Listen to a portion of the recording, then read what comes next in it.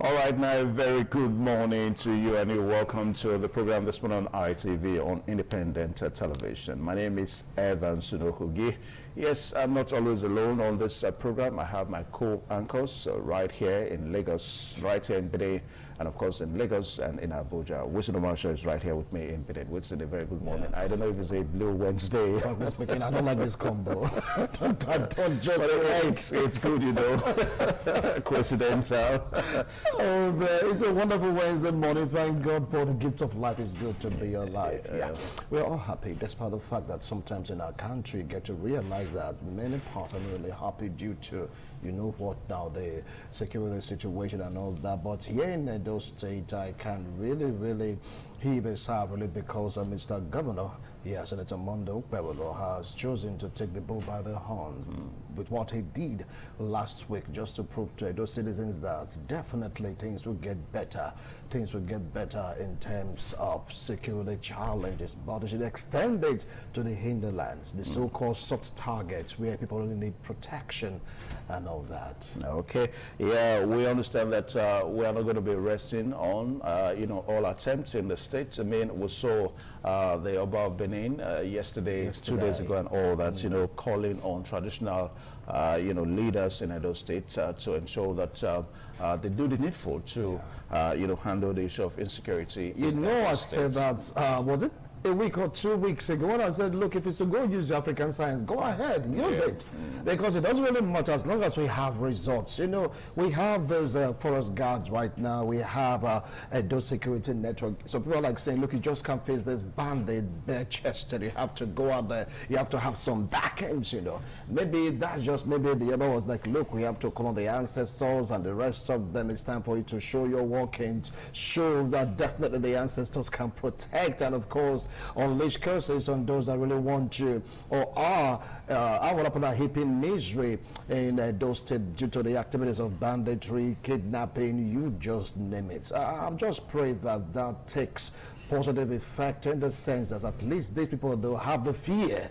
They don't have the fear of God. I know they have the fear of God, but they'll have more fear when the ancestors, so to speak, right now are involved. So kudos to the Royal Father. He has taken a bold step. Let's see if others in those states will follow suit. Okay. All right. So like I said, we are not alone on this program. Lagos and Abuja is also with us. So when we get signals from them, definitely. All right. So Lagos is right here. Patricia. Yeah, Patricia, very good morning to you.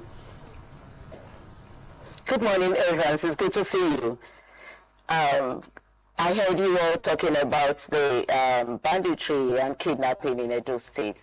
It's becoming alarming, but honestly, I must give kudos to the Edo State governor who had taken a bold step to fight banditry and kidnapping, terrorism, and whatever name they call themselves. I mean, we all see how far he has gone in fighting this banditry and kidnapping. He has gone so far by even demolishing the houses that they use for the kidnapping, should I say business or kidnapping error, because it is an error in our society. I don't know where that came from, and it has to be, tackled immediately so that it doesn't escalate more than what it is right now. Anyway, from Lagos this morning, we'll be looking at insecurity, national insecurity, a collective and national responsibility. We're not going to be leaving it for the federal government alone again. I mean, because it's getting out of hand. I think it's a thing that we all have to come together, put heads together, and see how we can fight insecurity in Nigeria. Evans. All right, so that's it. All effort must be on, the saddle to ensure that we fight insecurity from all ends. So Abuja, when we get signals from Abuja, we'll bring Abuja into the program this morning. And in Benin, we are going to be looking at something different. I mean, in the face of, a persistent economic crunch in the country, we're going to be seeing if we can see other alternatives, to keep our nation, our economy back to back on gear. I mean, the issue of tourism has always been something that we've looked away as a nation, whereas we have so many tourist attractive centers in Nigeria. I mean, here and there. So let's begin to think how the nation can key into tourism, Wilson. Yeah, if you bring it down to Edo State, you get to realize that we have so many tourist sites in the sense that if you come to Edo State, go to Edo North, Kukuruku Hills. People want to see the wonders of nature, but that particular sector has been marred because of security challenges. You come down to Edo State, some wonderful spots too in Edo State. You guys come over here to visit one or two places. You have the museum, you have this Victor Wyfer Museum, also you have the Yogbazu, you have so many places you can really go to really experience this fineness of nature that brings about tranquility and calmness. Yes, it's an avenue that we can really exploit to make money for Edo State. But you know the situation. Who will want to come around when they are scared of being, security issues. Yeah. All right. So Abuja is with us this morning. Abuja, good morning. Good morning, Abuja. A very good morning to you, Evans. How are you doing and how is Benin? Fine. Benin is fine. All right, so in Abuja here, so much to talk about. You know that the president just inaugurated the task force on prevention of Ebola. Ebola is currently ravaging DR Congo with over 1,003 cases, out of which 254 deaths have been recorded. And Nigerians, we travel a lot, and we are to an extent vulnerable to having that disease imported into the country, and that's why the president set aside 10 billion naira to fight the prevention, to ensure that Ebola is prevented from entering the country. But however, in that task force, there are some professionals that are not part of it. For example, when it comes to detecting of disease, surveillance, as we know, you must have it tested, and to test it and give you an accurate result of what the sample or sputum that has been analyzed, you need the medical laboratory scientists. But in that particular team of task force, those were not there, and there are some other persons that are not there. The states were not carried along except Lagos and Rivers. So we'll be looking at how that will pan out, even if that the federal government has disbursed about 21 million naira to every state of the federation, including the FCT. Another 21 million will be coming their way, but the central body needs to be tightened, and that's the crux of our discussion today. Okay. All right. Thank you so much, Joseph Kadri, for that. So we'll take a short pause now so that we join the corporate trainer in Oyata Nusahai for a segment. Please take it a stop.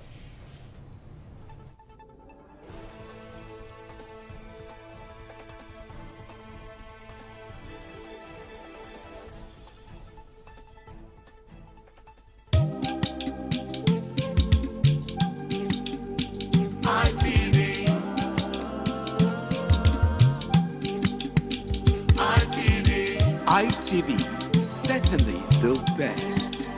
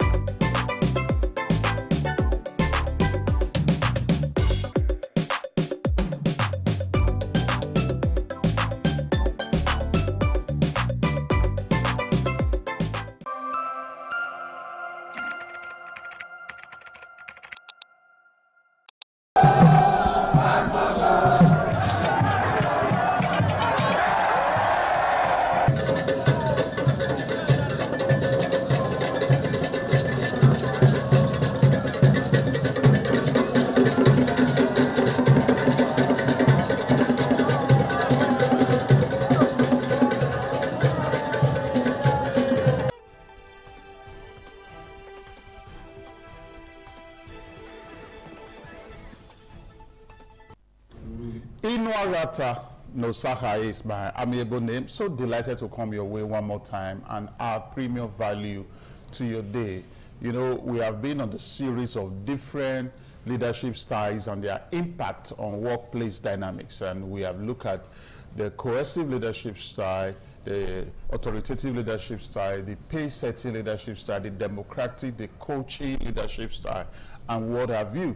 And this morning, the focus is going to be the application of the democratic leadership style in a government-owned hospital. And the democratic leadership style is a kind of leadership style that is all-inclusive. It gets contribution from team members. It enables participation. If, for example, there is a deliberation on an issue the team or organization is facing, the leader will give room for every team member to make idea contribution to that issue. And so at the end of the day, you know, the democratic leadership style ensures that there is quality decision that is arrived on at the end of the day. The democratic leadership style ensures quality decision. It promotes innovation, it promotes creativity, and it is good for the team. But remember that the essence of this series, which is different leadership styles and their impact on workplace dynamics, is for you as a leader to know that this is the right leadership style to apply in this scenario or this situation. And immediately, you know, goals are achieved, or immediately that the situation changes, or there is a shift, you know, of that scenario, you should also know that it is time to shift leadership style, to transition from maybe coercive leadership style to authoritative leadership style, or to pace-setting leadership style, or to democratic leadership style, which is our focus this morning. And I've just told you that democratic leadership style encourages participation, and you know, it's all inclusive, ensures that people make contribution, people are able to bring their idea to the table. And so when a leader, you know, in a democratic leadership style, you know, upholds that kind of leadership style, it is for the good of the team, it is for the good of the leader, and the system is just moving from point A through B, you know, to its next level of growth. And this morning, like I said, we are looking at the application of the democratic leadership style. And the case scenario we are using to look at this is using the democratic leadership style to improve outpatient waiting times. Using the democratic leadership style to improve outpatient waiting times. Now, this is the case scenario. Patients at a government hospital consistently complained about spending over 6 hours before seeing a doctor. Rather than imposing a solution, the hospital administrator invited doctors, nurses, record officers, pharmacists, laboratory staff, and reception personnel to a planning workshop. This is what the democratic leadership style is all about, bringing everybody on board. It's all inclusive. Each department identified bottlenecks and proposed improvements. The team jointly agreed to introduce staggered clinic appointments. So instead of just telling everybody to come at a particular point, let's say 9 a.m., you feed some people for 9, you feed some people for 10:45, you feed some people for 1 p.m., you spread it out. That's staggered clinic appointments. The team jointly agreed to introduce staggered clinic appointments, digitize patient records, create a fast-track system for elderly patients, improve communication between departments. Now, this was the outcome of this democratic leadership style application in this government-owned hospital in this case scenario. Within 3 months, average waiting time fell by nearly half, and patient satisfaction increased substantially. That is the beauty of the democratic leadership style, that enables, you know, everybody to make contribution to resolving, you know, issues in the team or in the organization. Now, let's look at some, you know, discussion questions on this scenario, some reflective discussion questions. Number 1, why did involving employees improve outcomes? Why did involving employees improve outcomes? The answer is that employees closest to work often possess practical solutions. Now, the people that are interfacing with you know, the patients, the customers, the people that are on the shop floor, they are the ones that actually understand, you know, how things are going out there. And when you bring such people to the team, you'll be able to get quality decision, because why? The people that are involved in the job are making ideal contribution and innovation to the team. The second question is, what workplace dynamics were strengthened? And the workplace dynamics that were strengthened is collaboration was strengthened, trust was strengthened, accountability was strengthened, and at the end of the day, it improved ownership. That's very important. And the last reflective discussion question on this case scenario is, when might democratic leadership become less effective? As a leader, it is very important you understand what I'll be reiterating. It is not a one-size-fits-all situation when it comes to applying different leadership styles. It's saying, when might democratic leadership become less effective? And the answer is that during emergencies requiring immediate decisions, or when excessive consultation delays action. So during emergency, democratic leadership is not very effective. You need to just give a do as I say instruction, and that is a coercive leadership style. The coercive leadership style is a command leadership style. It's a do as I say leadership style for resolving crises, for managing emergencies, and also for attending to matters of serious indiscipline. So know that, okay, this situation, let me apply leadership style A, like democratic leadership style, just like this administrator did in this government-owned hospital. But when situation changes to crisis situation, to emergency situation, then you need to apply the brake pedal on democratic leadership style and possibly shift to the coercive leadership style. So the lesson at the end of the day is that democratic leadership encourages participation and generates commitment, because people are more likely to support decisions they helped create. I believe that lots of value have been added to your day-to-day. You want to connect with me, send your questions and inquiries. inuarata@gmail.com is my email, INUAGHATA. inuarata@gmail.com. Send your questions, send your inquiries, and then we'll build a better workplace for ourselves. I'll be seeing you next week, Wednesday. When I return, I will remain the amiable Inuarata, no Sahara. Your day is so blessed. Thank you.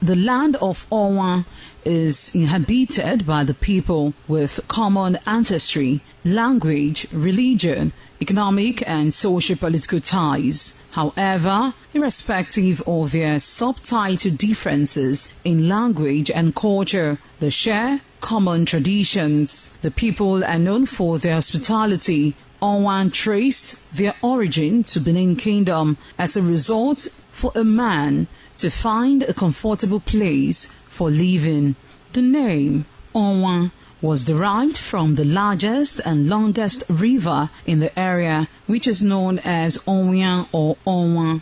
It means one who makes merry in affluence.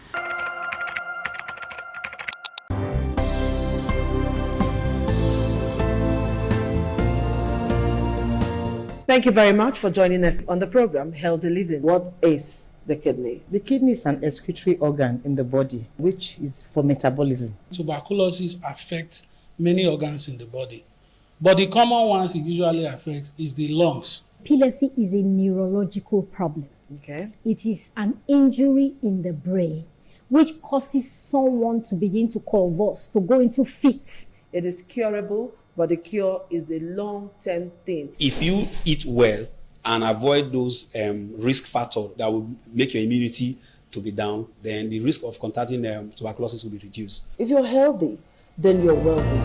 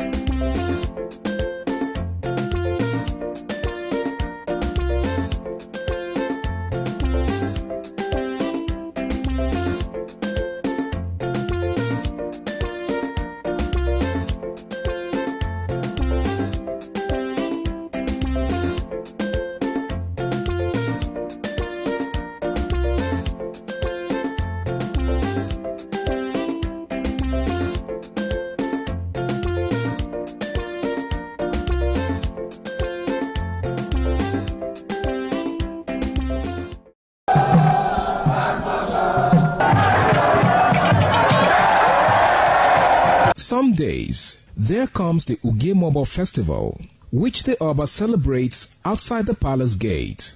A pavilion is built of red cloth where rites are performed to drive away all evil spirits still unsatisfied by the year's sacrifices. The Mobo Festival is to commemorate an event in Benin history which dates back to 1504 AD.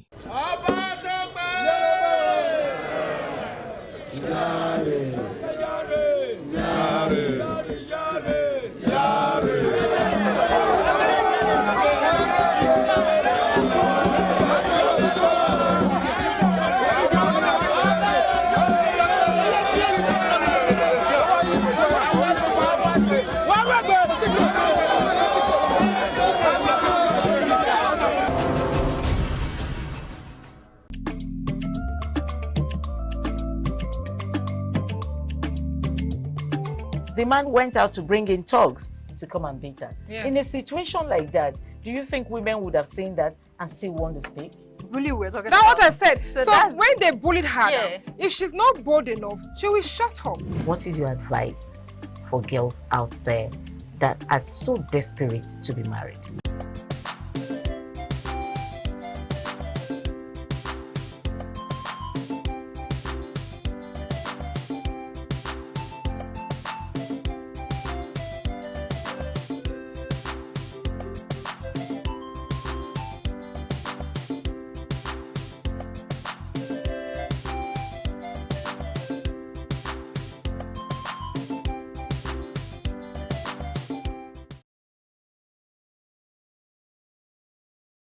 Doing this alone, I am with Dr. Victor Ohai. Good morning, Doctor. Good morning. Good to see you today. So we're going to be starting with the Punch newspaper, Doctor. And the major headline says, state policing, Senate votes today as Tinubu transmits bill to National Assembly. And on the up part of the newspaper, Nadeco rejects Abdusalam's claims on Abiola military rule. That can be found on page 7. And when you go down, you see that the air security chiefs split over expanded powers for governors. And also we have the Senate set for historic vote as Akpabio rules lawmakers. President sends constitutional alteration bill seeking creation of state policing. And on page 27, that's a big one too, U.S. blacklist Nigeria firms over ISIS funding. And then we go down to the newspaper this morning, we have Nigeria spends 5 times more on debt than health education. That's a report. And we also have police intercept 47 sacks of military uniforms in Lagos. You can find that on page 4 and 5. And on page 3, we have the adoption fair or your NUT reject school resumption. Doctor, let's start with the state police. Senate votes today. Okay, this vote was supposed to have taken place yesterday, but obviously they said because of, in honor of one of their colleagues, that they were putting it forward. This has been long in coming. For a very long time, we've been talking about this. I think it's very important, and I hope that they put all that they can into it and that it finally goes through. Because, I mean, sometimes if you don't try something, you feel if you've not tried it, maybe that would have been the solution. I'm hoping that at the end of the day, state police will bring some form of relief. But the fear people have always had about it being misused. It's important to be able to say what the state police can do, what the federal police can do to curtail abuse of power and the territorial overlaps, in terms of functions.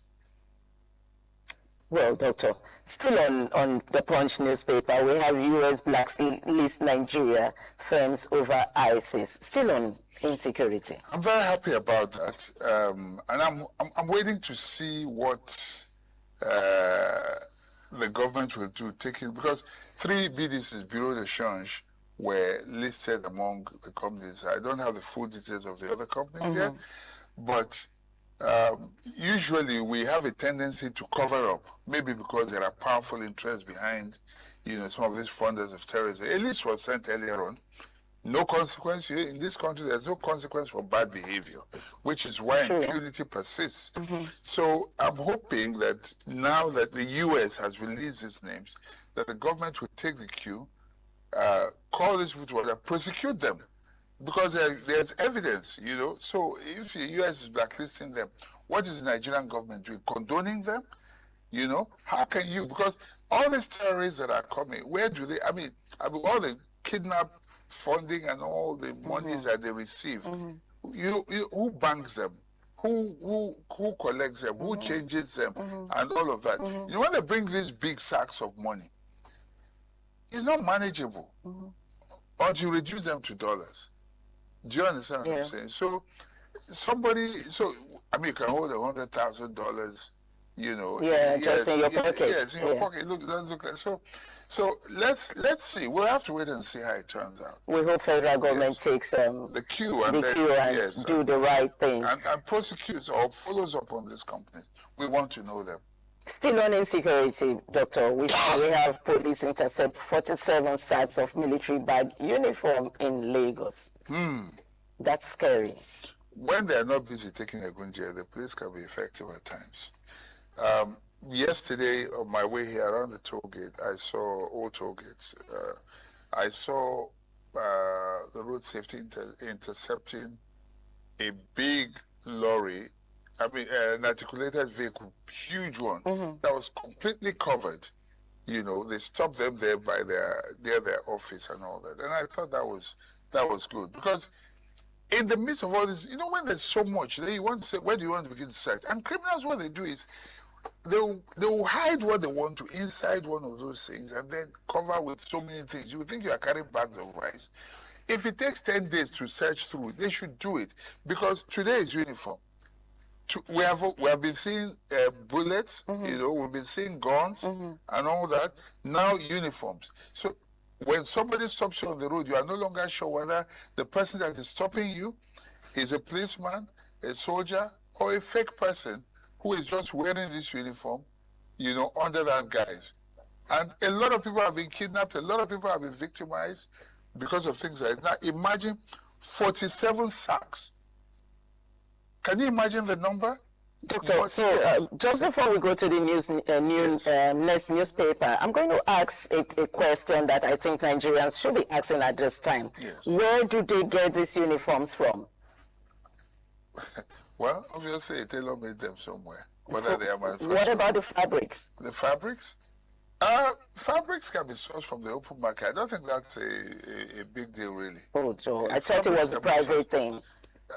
Well, just restricted to the barracks alone or to the police people alone? No. I mean, the materials you can get camouflage where you need that. You can get the materials. Although the police camouflage, the bluish one, but these are military uniforms. They're green, army green. You know, so that is very, very common. You know, it's very common. I don't think that's a problem. So what they've simply done here is that they are trying to you know, give people these uniforms to be able to. There's no pure motive for this. Let me use the language pure Nigerian. Okay, Doctor, let's move on to the next newspaper, Daily Sun. Yes. The major headline there too for Daily Sun says, "Fight against terrorism. U.S. names Nigerian, 2 others, 6 entities as ISIS financiers." That's a big one. And then on the bottom, we have El-Rufai opts for 1 case submission, loses bail, no case. Anyway, concerns over federal government's failure to implement local government autonomy, directs funding 2 years after Supreme Court nod. Okay, Doctor, no case. Let's look at Rabiu Kwankwaso. Rabiu sacks cooperation from partners to fight violent extremists. UK pledged support to curb internal regional security threats. It's been security. So let's look at El-Rufai, sir. Let's talk about El-Rufai. Well, that is what his lawyers would advise, no case submission. Okay? He would want to advance a case of victimization that the government has nothing against sin. But it's like you plead guilty when you go to court. Are you guilty or not guilty? And then the case is opened up, and then you have to prove that beyond reasonable doubt, if it's a criminal case, that is guilty. So I think that is where that is coming from there, and we'll have to wait and see as things unfold over the coming days and months, and that's in the case of Desiani, maybe years. But Desiani is free now. Yes, she is. Yes. So it will take a while, because it's not going to leave it. It's not going to stop at the originating court. It's going to go to the superior courts, right up to the Supreme Court. He'll argue his case. Okay, Doctor, let's move on to the Guardian newspaper this morning.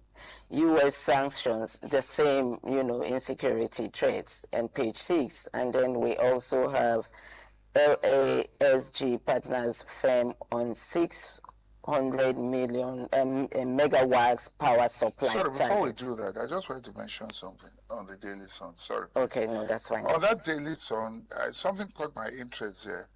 It said U.S. names Nigerian, 2 others, 6 entities as ISIS financiers.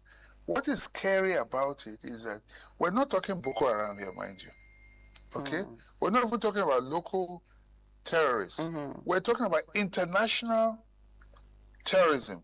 ISIS, which is like the global enemy of anything that is seen in the world. And there's a Nigerian, 2 other 6 entities as ISIS financiers. It gives cause for concern. But let's go to the next one. It gives us cause for concern, and we hope that the federal government, makes the people known to the public. Yes. Okay. So we're still on the Guardian newspaper. Still on U.S. sanction exposes terror financing amid growing security threats. We've talked about that, except if you want to enlighten us more on that. State Police Akpabio pledges swift passage as Senate reviews Constitution, that you can find on page 6. Edo monarch orders native doctors, water priests orders to curse kidnappers. I want us to talk on this, Doctor. Do you think this will help? Okay, it's been said that if you tell people to swear on the Bible or the Quran, they will do it. They just fail because they believe that God's judgment is slow. It doesn't. But tell them to swear on Ogun or any of those traditional things. I promise you, they will be scared. They will be scared. They'll be very, very scared. Well, there's a lot that is that is part of our tradition here that seems to work. When I say work, that can invoke fear in the fear of God in the lives of people.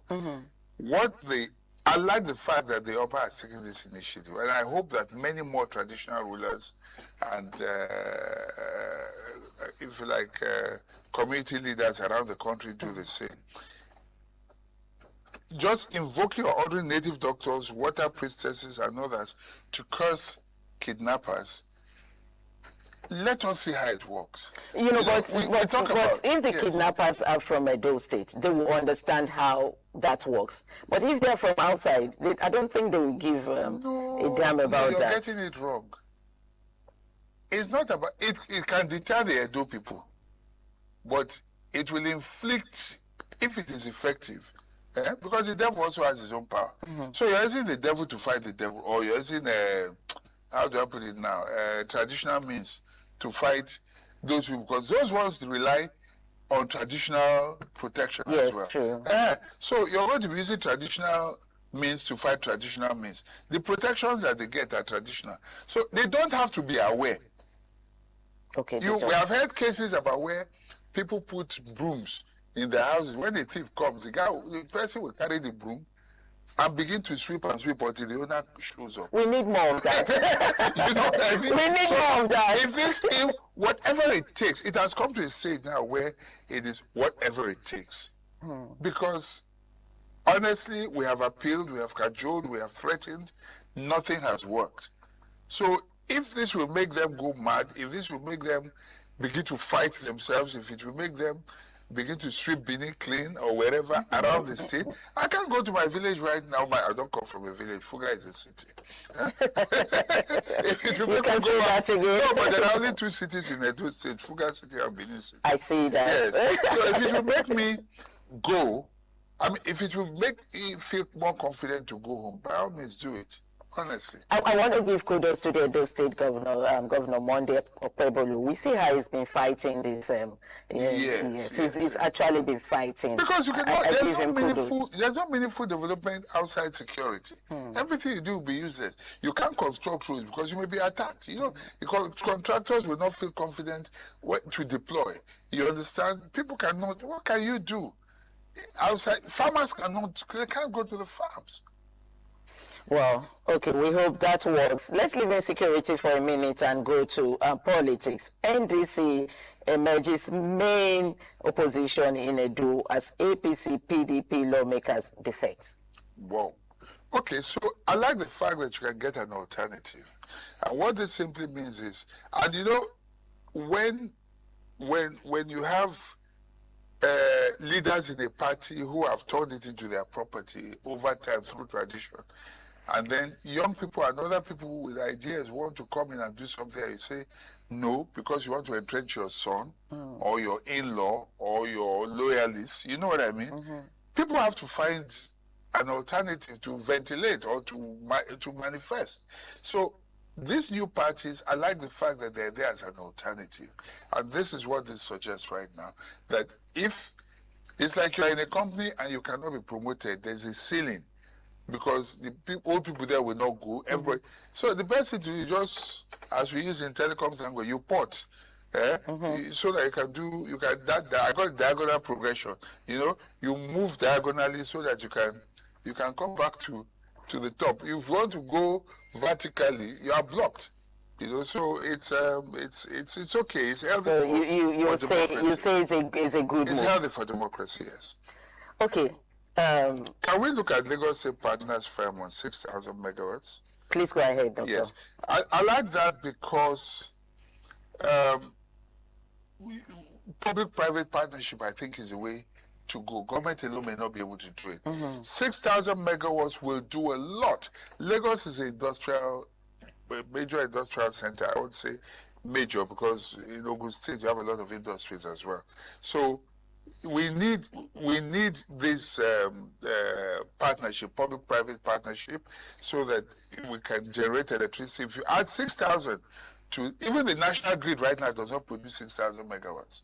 Okay, so if Lagos alone can get this 6,000, it will free up electricity for use, you know, for industrialization across the rest of the country. And I hope other states take the cue, and that we can move forward with it. Okay, Doctor, we can quickly take the Vanguard newspaper. The Vanguard newspaper, the major headline there says, U.S. cracks down on Lagos-based ISIS financial BDC operator. Who cracks down? U.S. cracks down on Lagos-based ISIS financier BCD operator.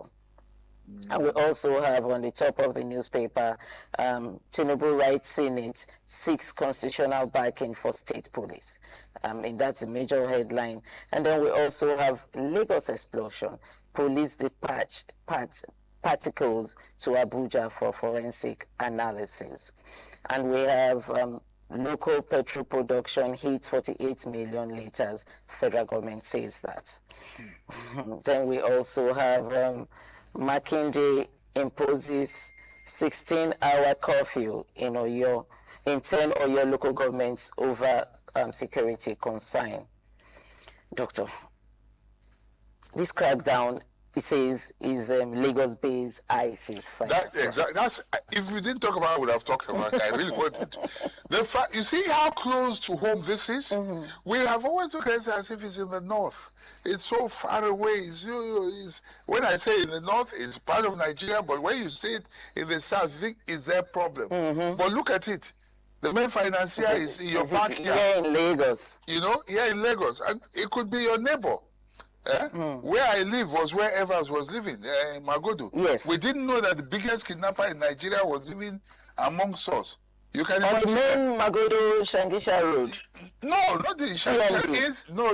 Inside Magodo. Inside Magodo. Wow. Inside Magodo. Wow. You know, so when I look at that, so you never can tell. That gentleman next door to you could be the person. And that's why this is a fight that we must all take. We must take seriously and not take lightly at all. And we just hope the federal government takes it as seriously as you're advising. We're watching, and we'll see whether this one will be covered. We're watching. And the US is watching, mind you. Go on. Makinde imposes 16-hour coffee in 10 of your local governments. Do you think that could actually help the situation? Because the teachers and the children are still in the bush. Okay, so there was a story we missed earlier on about NUT refusing to resume in Oyo State. In Oyo State. I agree with them, because the truth is we must use every means necessary. There was worse during Jonathan's time. Every means necessary to drive home the point that these people cannot continue to remain in captivity. If we allow Chibok to go the way it did, this must not go the way of Chibok. Okay? The issue of curfew, for me, neither here nor there. Curfew will work where there's violence, where people are fighting each other. But in terms of insecurity, kidnappings, most kidnappings are done in broad daylight. They're not even in the midnight. Although sometimes people will attack institutions, or so they come in the night and carry people. But curfew, we'll have to wait and see. I don't think that's really the solution. It appears to be under siege right now, Oyo State, but so is the rest of Nigeria. Okay, Doctor, let's quickly look at the top of the Vanguard newspaper, hardship. Yes. Civil servants demand 400% wage increase. Can this work for us? When you demand wage increase, let me say this. There was a time when you could afford to buy a car for 1,000, even under 1,000 naira, when it was still naira in this country. Today, you cannot buy a brand new car for 2, 3, 4, 5, 6, 7, 8, 9, maybe even 10 million. Okay, maybe you can get somewhere at 10 million. A good car. Yeah. I'm talking about brand new car. What I said under 1,000 naira was also brand new car. You understand? Okay, at the time, 504 from 3,000 went up to about 5,000 and all that. So it's not about how much, it's the quality of the money that you have. Okay, so you increase it by 400%, the salary, and then inflation rises by 800% or 1,000%. That won't work. It won't work. We need more practical and more pragmatic economic solutions to our problems. I don't know if this government has that. Well, we hope the government listens and actually solves most of these problems for their citizens. We come to the end of the newspaper review this morning. Doctor, thank you as usual for making us understand the newspaper. You know, when you grab a copy now, you read, you understand better, because Doctor has analyzed most of the stories on the front page. Thank you so much. We'll go back to Benin for the continuation of This Morning on ITV.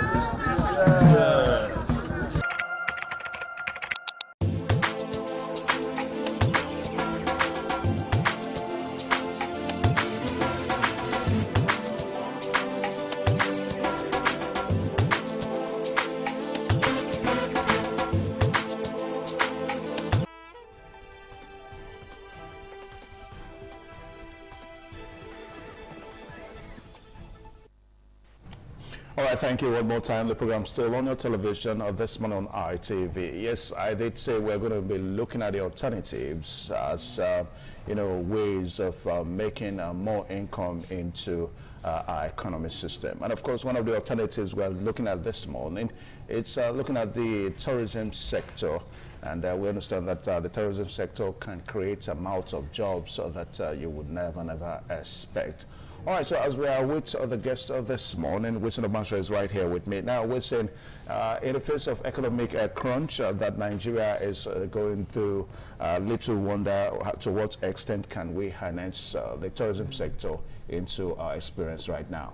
Well, as it stands right now, it's just for us to go out there to invite some persons, a group of persons or individuals who want to spend their time studying the terrain of Nigeria. To look out for the places that they can go just to have that particular feeling with nature. Then it used to be Jos, way back when Jos was very peaceful. We talk about the hills and all that. Talk about all the companies trying to have their headquarters in Jos. You have many. I wouldn't want to start mentioning brands way back. Also, you can take a look at also places like the western part of the country. Yes, when you talk about the hills, talk about the Federal Capital Territory, the rocks and the rest of them. People want to see those particular features that really make them to connect with nature. If you come down to Edo State, you know the story so well. Kukuruku Hills, you have many places, natural spring, natural stream. Everyone wants to have this connection with nature, hence the essence of tourism. You got to realize that Nigeria do have this potential to enhance this particular sector of the economy. If you take a look at other countries of the world, you can just go on around in Greece, Italy, their mainstay is in the tourist attraction. You understand? You go to places like Colombia, they're known for the drugs, but right now they're beginning to dive into a particular aspect also of tourism because they have these sites. You go to Israel. Yes, they have wonderful sites. You go to Saudi Arabia, UAE, they can show you one or two places that resonate with nature. People want to see it, but we have one problem. Yeah. I don't want to dive into that, but we have one major problem. Yeah, which is security. Yeah. Because, somebody said that if we really want to fix our tourism sector, the first thing we need to look at is to handle the issue of insecurity in the country. Now, you talked about Obodokato Ranch, and of course, you talked about possibly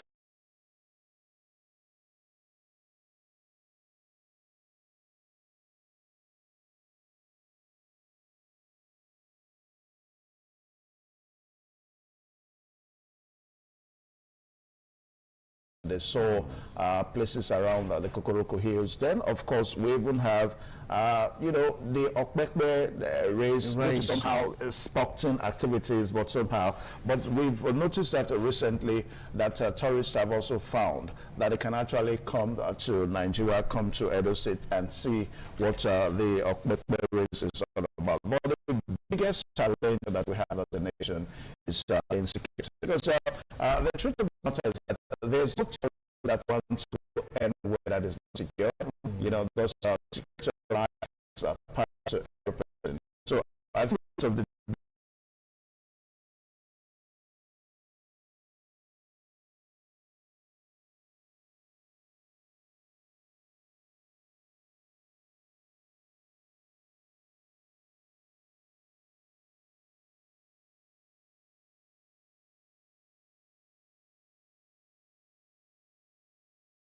and of course the federal government. But I think we need to think about it so that we can those states happen to be major places. Nigeria can never forget about the now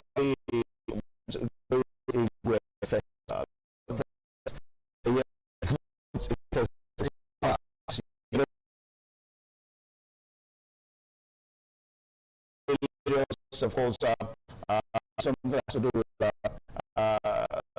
fetish activities and all that.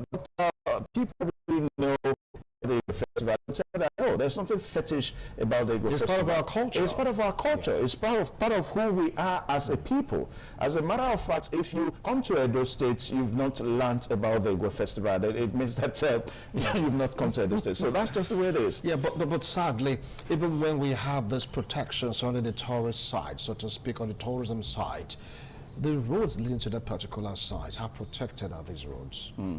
You get to hear cases of people being kidnapped, taken to the forest. That sends this kind of a negative chill to a potential tourist. Maybe he's been listening to us right now. I really want to come down to maybe Benin City, maybe come down to Nigeria to take a look at this tourist. And because of this something, the nature, will I say, the circumstances surrounding these places of interest, nobody wants to risk it. And we are bleeding because we just cannot get it right in terms of tourism because of security challenges. You talk about the Kukuruku Hills, maybe peradventure, but you said, like, you know, protect a particular area. The hills are well protected. What about the roads leading to the hills? You talk about, you know, Obudu Cattle Ranch, right? Protected area, protected terrain, but the road leading to that particular terrain, how protected is it? How safe are these roads? Nobody wants to come, so they want to come do tourism. They ended up in the kidnappers' den. God forbid, nobody wants to risk it. So what is Nigerian government willing to do? Because tourism right now is the mainstay for so many countries in the world. Everyone wants to see sight. They want to, you know, reconnect with history. They want to know what happened to this city, that city. Everybody wants to see things, archaic in nature, that still affects our future, even our present. They want to know. But how would they want to, like, you know, come around knowing fully well that the road that leads to this particular places are, like, you know, death traps, so to speak? Yeah, you move out, they'll be like, hey, move your car into the forest. Hey, you move out there, oh my God, hello, we've come to so person, here's just related to you, bring XYZ amount of money. Nobody wants that, so that is what is really killing tourism in Nigeria. The fear is palpable. Nobody wants to risk it, but to be you, Evans, we don't want to risk it. Why will I risk it? Why will I risk my life? Like the pain. You know, you talked about the forest. Now, we're even supposed to know, we're supposed to even know that the forest are supposed to even be another tourist center.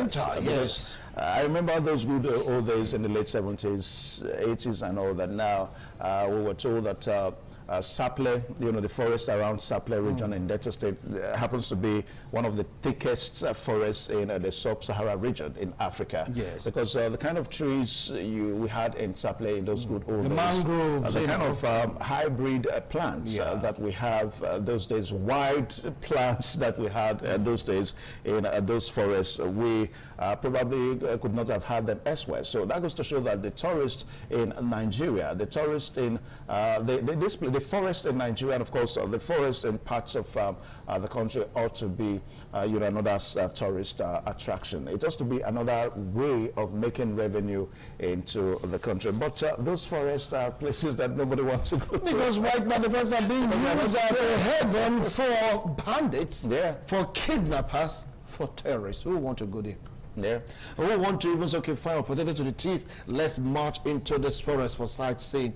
Who would want to risk it? So we have potentials dying because of insecurity, and I wouldn't want to blame any tourist that wouldn't want to risk his or her life coming to this particular area because of what he or she has heard, what he or she has seen. Everybody wants to be safe. Even if they're so crazy about history, or really crazy about seeing things that happened in the past, nobody wants to risk their present or their future being held captive. Nobody wants that. So that is what is really killing the tourism industry. It also have grown more than this. Now, if you take a look at other claims, you heard about Libya, where some persons that are like, you know, cuckoo upstairs, just go to a tourist resource center, open fire. What the government did, they were like, you know, release heavy detailed security around those tourist sites. Happened in Libya, Algeria, even in Morocco, we have issues like that. When talk about international saying they protected their tourist center. To the extent, before you get to that place, series of search will just make sure that everyone there is safe. But can we do same here in Nigeria? Can we do same here in Edo State? Paying premium attention to security. If the places of tourist attraction are well secured, the ruling to that particular place that are well secured, I tell you, the tourist industry, well, I say the tourism sector of the society will bloom once again, because right now it's been covered by this insecurity. People have been like, scared, afraid of reconnecting with nature because of what they heard. Remember what happened some years ago where XYZ director of Amazon was like, kidnapped and abducted. That really affected tourism in that particular area until he was released and security restored. Nobody wants a repeat of that. No. This is what we're talking about, our tourist sites. How protected are they? The roads in a particular area, how protected are these roads? I mean, that is what our guest is going to throw more light on, because right now tourism in Nigeria is almost at zero ebb because of what is happening in the country. All right, so you see that the issue with tourism, it's kind of multi headed, in the sense that it connects all the aspects of our lives. Now take, for example, the hospitality business, which is a huge part of tourism. Now, Nigerians like politics. We like elections and all that. Now, you can take, for example, Ekiti State just had their elections. The elections, yeah. You can imagine. Well, I don't want to make reference to the APC chairman that said he was only in a hotel. And so the point I'm trying to make is that that's election in Ekiti State some few days ago. If they tell you the amount of money that came into the state through the tourism sector, remember we are looking at the hospitality business. Are you going to call it tourism sector occasioned by the election? Yes. So that's why I said that tourism has a way of connecting almost other sectors. You can even talk about basic infrastructure such as roads and all that. Now we identify that security is a major challenge in the tourism sector in Nigeria. Now, Wilson, I also want to let you know that the lack of good basic infrastructure, such as roads, good roads, such as power, all these are problems to the tourism sector in Nigeria. Because the truth of the fact is that if we don't have good roads, now we're approaching in the Western world, we're approaching the summer period. In another few weeks from now, July, August, and all that, it's summer period. Now, the Western world, the white people, they like to leave their places, and they look for where they want to go to. So if you come to places where you don't have the good roads, say for example, you are a tourist in Nigeria, you landed in Lagos or in Abuja, you want to go to Budukatu Ranch, I mean, the roads are not there. You want to come to Benin to see the great palace of the about Benin. You want to see the moats, you want to see the great moats around the Benin. You've read it in literature books and all that. You want to come and see for yourself, and the roads are not there. So you see that in as much as we urge the government to ensure that our societies, our state, and our nation is secured, we also need the government to know that developing the basic infrastructure will also, harness the tourism sector, in our country. That's what we're saying. I'm not thinking about it. Let's take a look at the funny part of it. How these bad roads could just be a tourist site? Let's get to see if let's get to see if we're going to complain about true. They'll come to people listening. Look,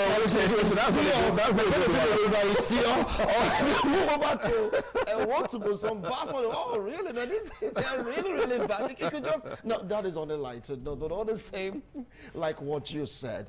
Good roads matters a lot. The roads or the route that leads to these particular tourist centers, how are they being taken care of? Because I wouldn't want to risk my life saying that, look, I want to come to XYZ to know what happened in the past, to see this great mode, to see XYZ, and the roads are not properly tarred. You get to that place, get to see hold up, you get to see large portion of the road destroyed by ravaging flood or whatever is being covered. Maybe that could just be a death trap for, God forbid, bandits to just hop in and just grab you and take you to the forest, God forbid, because everything is connected. You talk about the hospitality sector. Yes, it is connected. You talk about the tourist sites. Yes, they are all connected. The road also, the nature, everything we're talking about, they are all connected. And right now, we are in the rainy season in Nigeria. Yes, over there, moving towards summer. But right now, the rains are upon us. So what are we really doing to make sure that we have this traction, or what I say, this attraction for tourists to come to Nigeria, tourists to come to Edo State to really have fun? Okay. Yeah. All right. So big question. Perhaps we'll leave that for our guests this morning to explain and also tell us, what the Edo State government is doing, because we need to localize some of these issues so that we can really understand it better. We'll take a short pause now so that we bring our guest into the program this morning.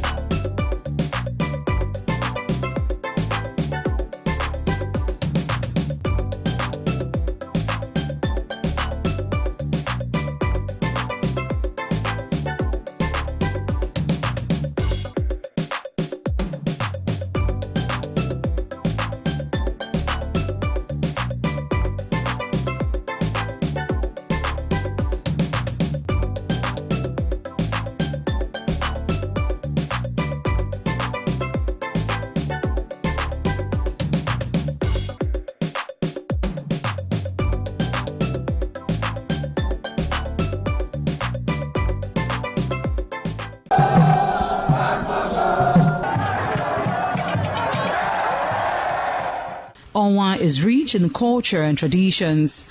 The people are a mixture of traditional worshippers, Muslims and Christians. Onwa is located at the northern part of Edo State. It consists of 2 local government areas, that is Onwa West and Onwa East. It has a total number of 13 clans and 21 political wards, according to National Population Commission 2006 census. The population of Onwa people is put together at 251,686. The people love tradition and culture. Historically, the people ancestors in deep quest to hand down on their future children a society of love and friendship.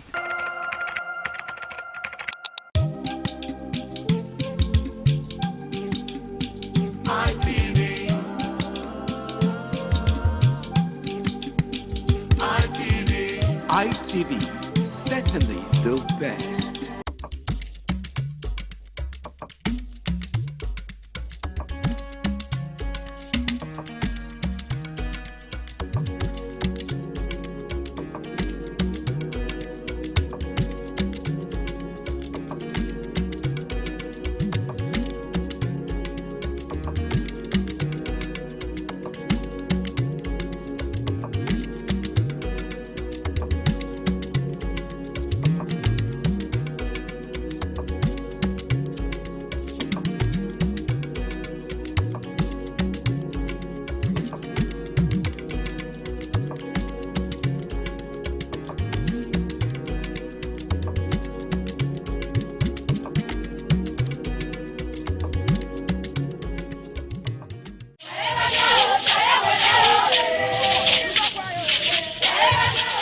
In a rare display of botanical brilliance, the palm tree defied natural norms, sprouting multiple branches that bear fruits. This rare occurrence has become a wonder to many, as experts are calling it a one-in-a-million phenomenon.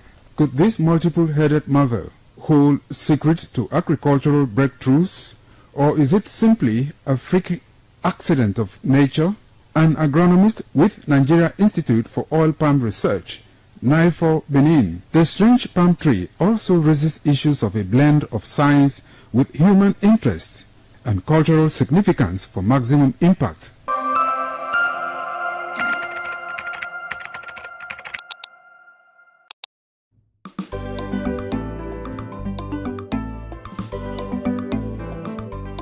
Thank you very much for joining us on the program, Healthy Living. What is the kidney? The kidney is an excretory organ in the body, which is for metabolism. Tuberculosis affects many organs in the body, but the common ones it usually affects is the lungs. Epilepsy is a neurological problem.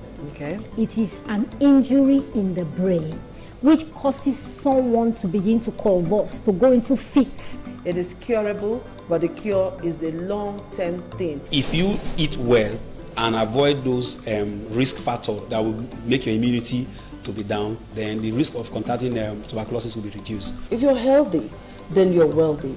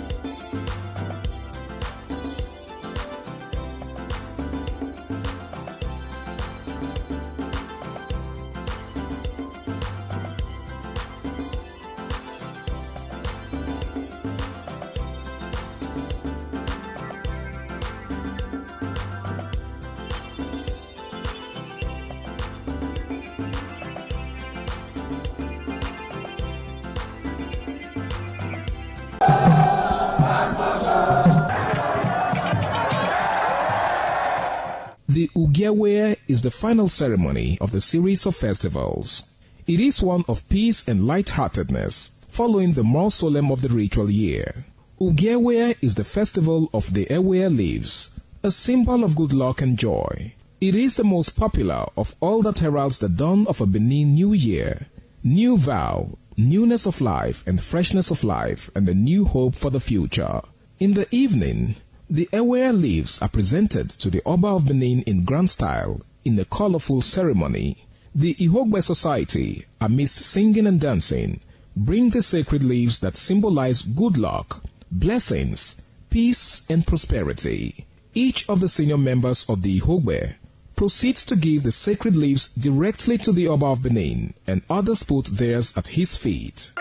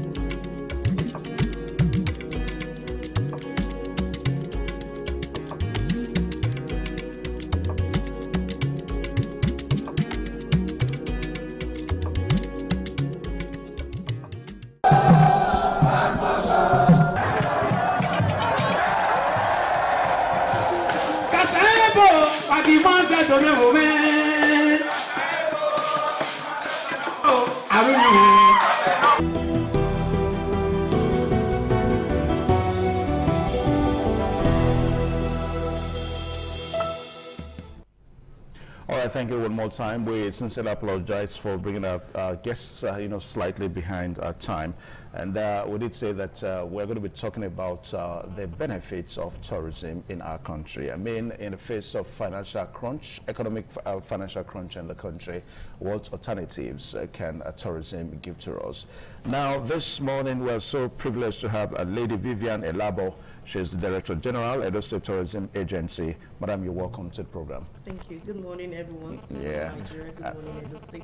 And of course, Yeah, thank you so much. Wisdom Marshall is also here with me. Yeah, thank you. Welcome. Yeah, welcome. Now, madam, let's look at, the financial crunch that we're going through now. A lot of persons are of the opinion that tourism can help us salvage the situation. So what's your take on that? Absolutely. Tourism is very important to our economy because it's a multiplier effect.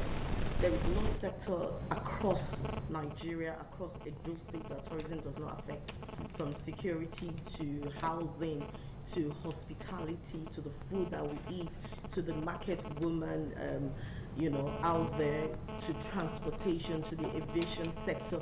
Tourism is very important, and what tourism does is it opens up the economy in a way that it creates jobs for our teeny youths. It helps us increase our IGR. How can we do that? It's by making what we have, our history, very attractive for people to want to learn about it, for people to want to see firsthand where this history took place, is opening up the economy in a way that investors are willing to want to come and put their money in. So I'll give you an example, like the Gele community. Yeah. We have white sand in that community.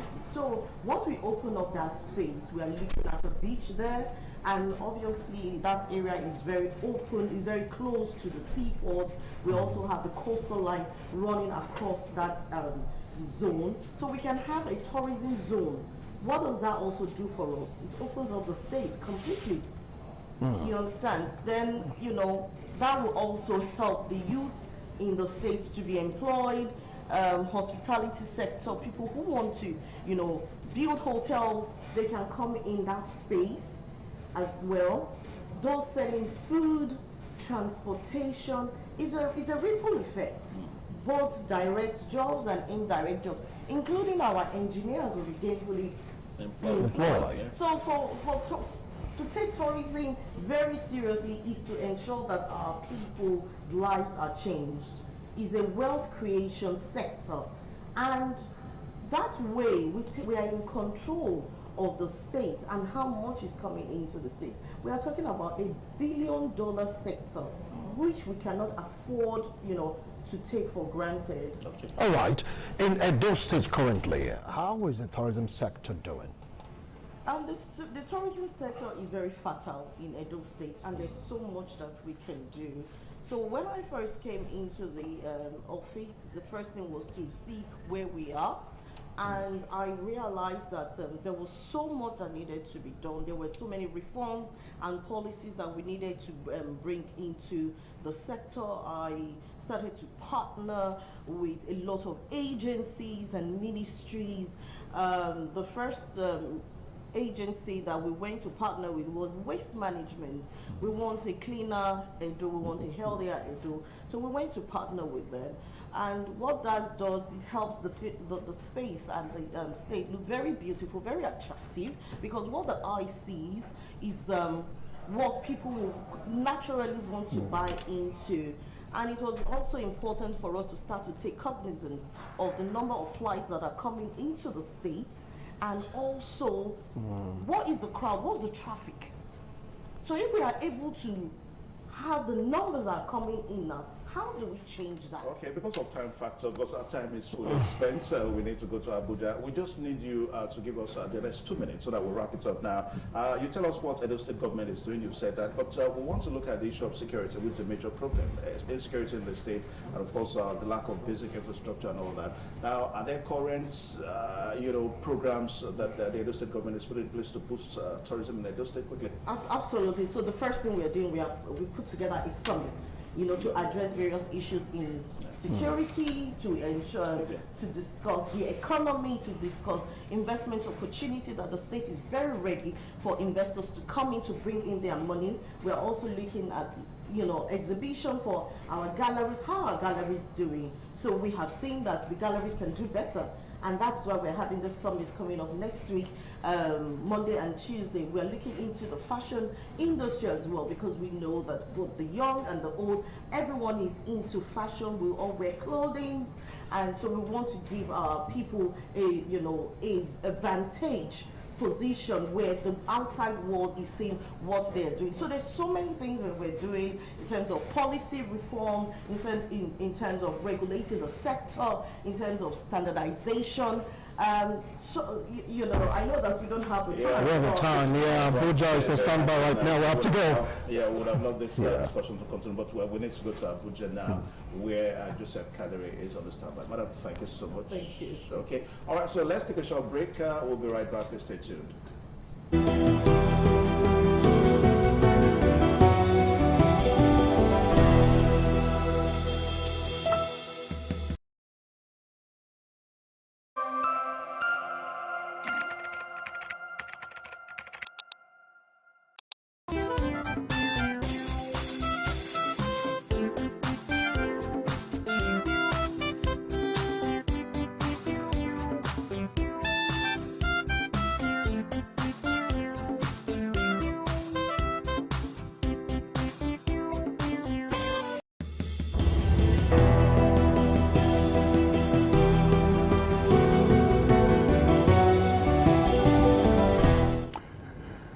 You're watching this morning on ITV from the Abuja Network Studios. We'll be looking at the Presidential Task Force against the entry of or importation of Ebola, which of course we all know that 10 billion naira has been earmarked by the President, and that tax team has been inaugurated. But what is the role of medical laboratory scientists in all of this? Because we know that when it comes to the issue of outbreak, surveillance, testing, the medical laboratory science has a huge role to play.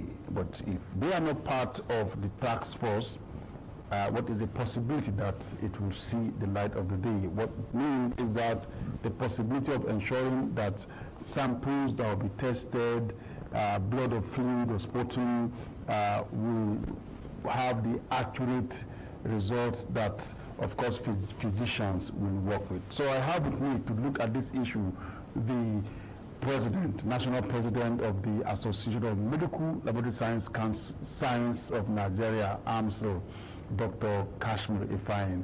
A very good morning to you, Dr. Kashmir. Yeah, good morning, Joe, and good morning, our listeners and viewers. So let me just quickly get your opening remarks concerning the initiative of President Bola Tinubu to, inaugurate a task force, give them a huge amount of money to ensure that Ebola is not imported into Nigeria. Yes, the initiative by Mr. President is quite commendable.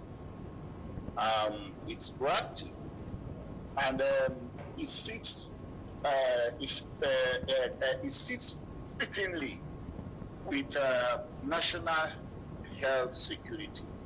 And what therefore is national health security?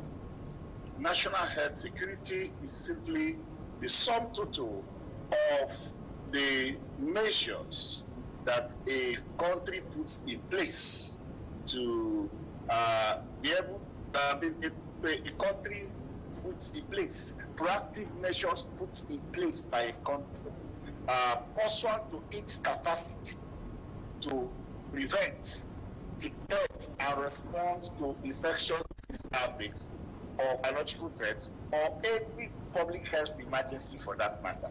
And so what the President had done following the ravaging impact of the Ebola outbreak in DR Congo, which in a couple of hours could spread to Uganda, and was already attending a mortality rate near 50%. Because in that particular time, 13 samples were taken, and out of the 13, in a given surveillance outing, 8 of them were positive, and of the total number that were infected, close to half that number had passed on, died as a result.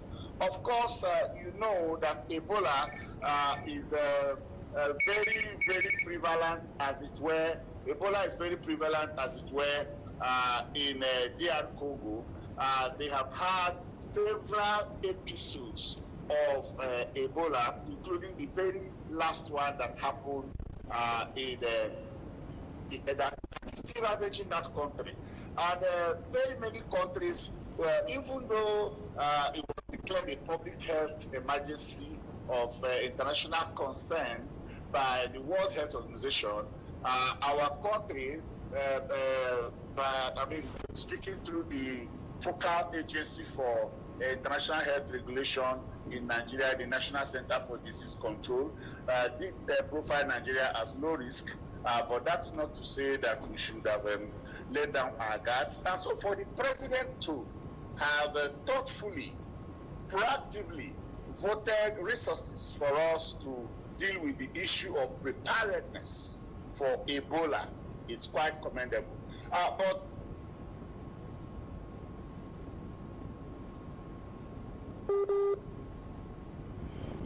But right. From where I come from, and where I come from, there's a saying in where I come from that it is only the sluggard that prepares for war at the drum of war. We are supposed to have built systems. We are supposed to have built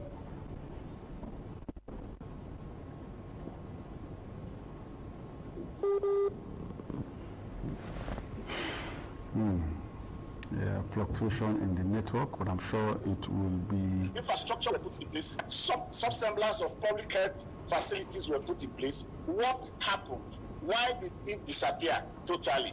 It disappeared totally because what people do in Nigeria is they look at the situation and they create business out of it. I just hope that this particular 10 billion is not a creation of business for boys, because the appropriate professions, the appropriate professionals, the relevant healthcare professions are not represented in the tax team that has been set up to manage these resources, to provision public health infrastructure, systems and processes for preparedness for the Ebola outbreak.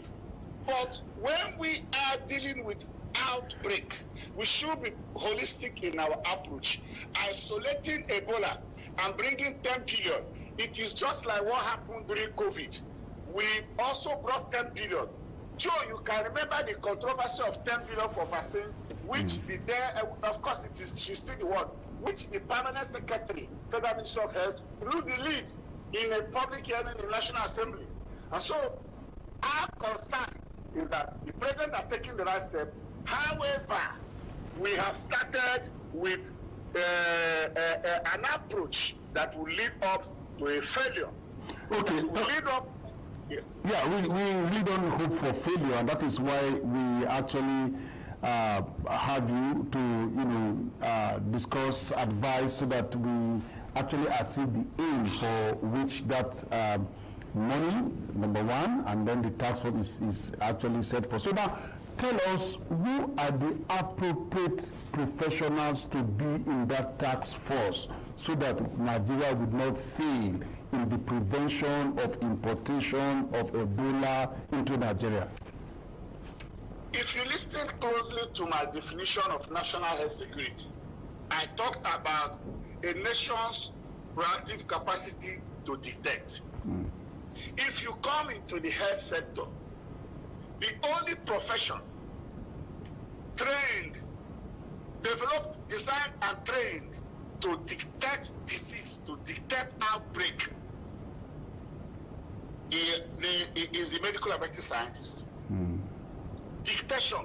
If you go to any standard reference document defining medical laboratory, it will tell you it is the healthcare professional that perform analysis of body fluids, tissue, such as blood, urine, etc., to detect, to diagnose, and to treat and prevent diseases.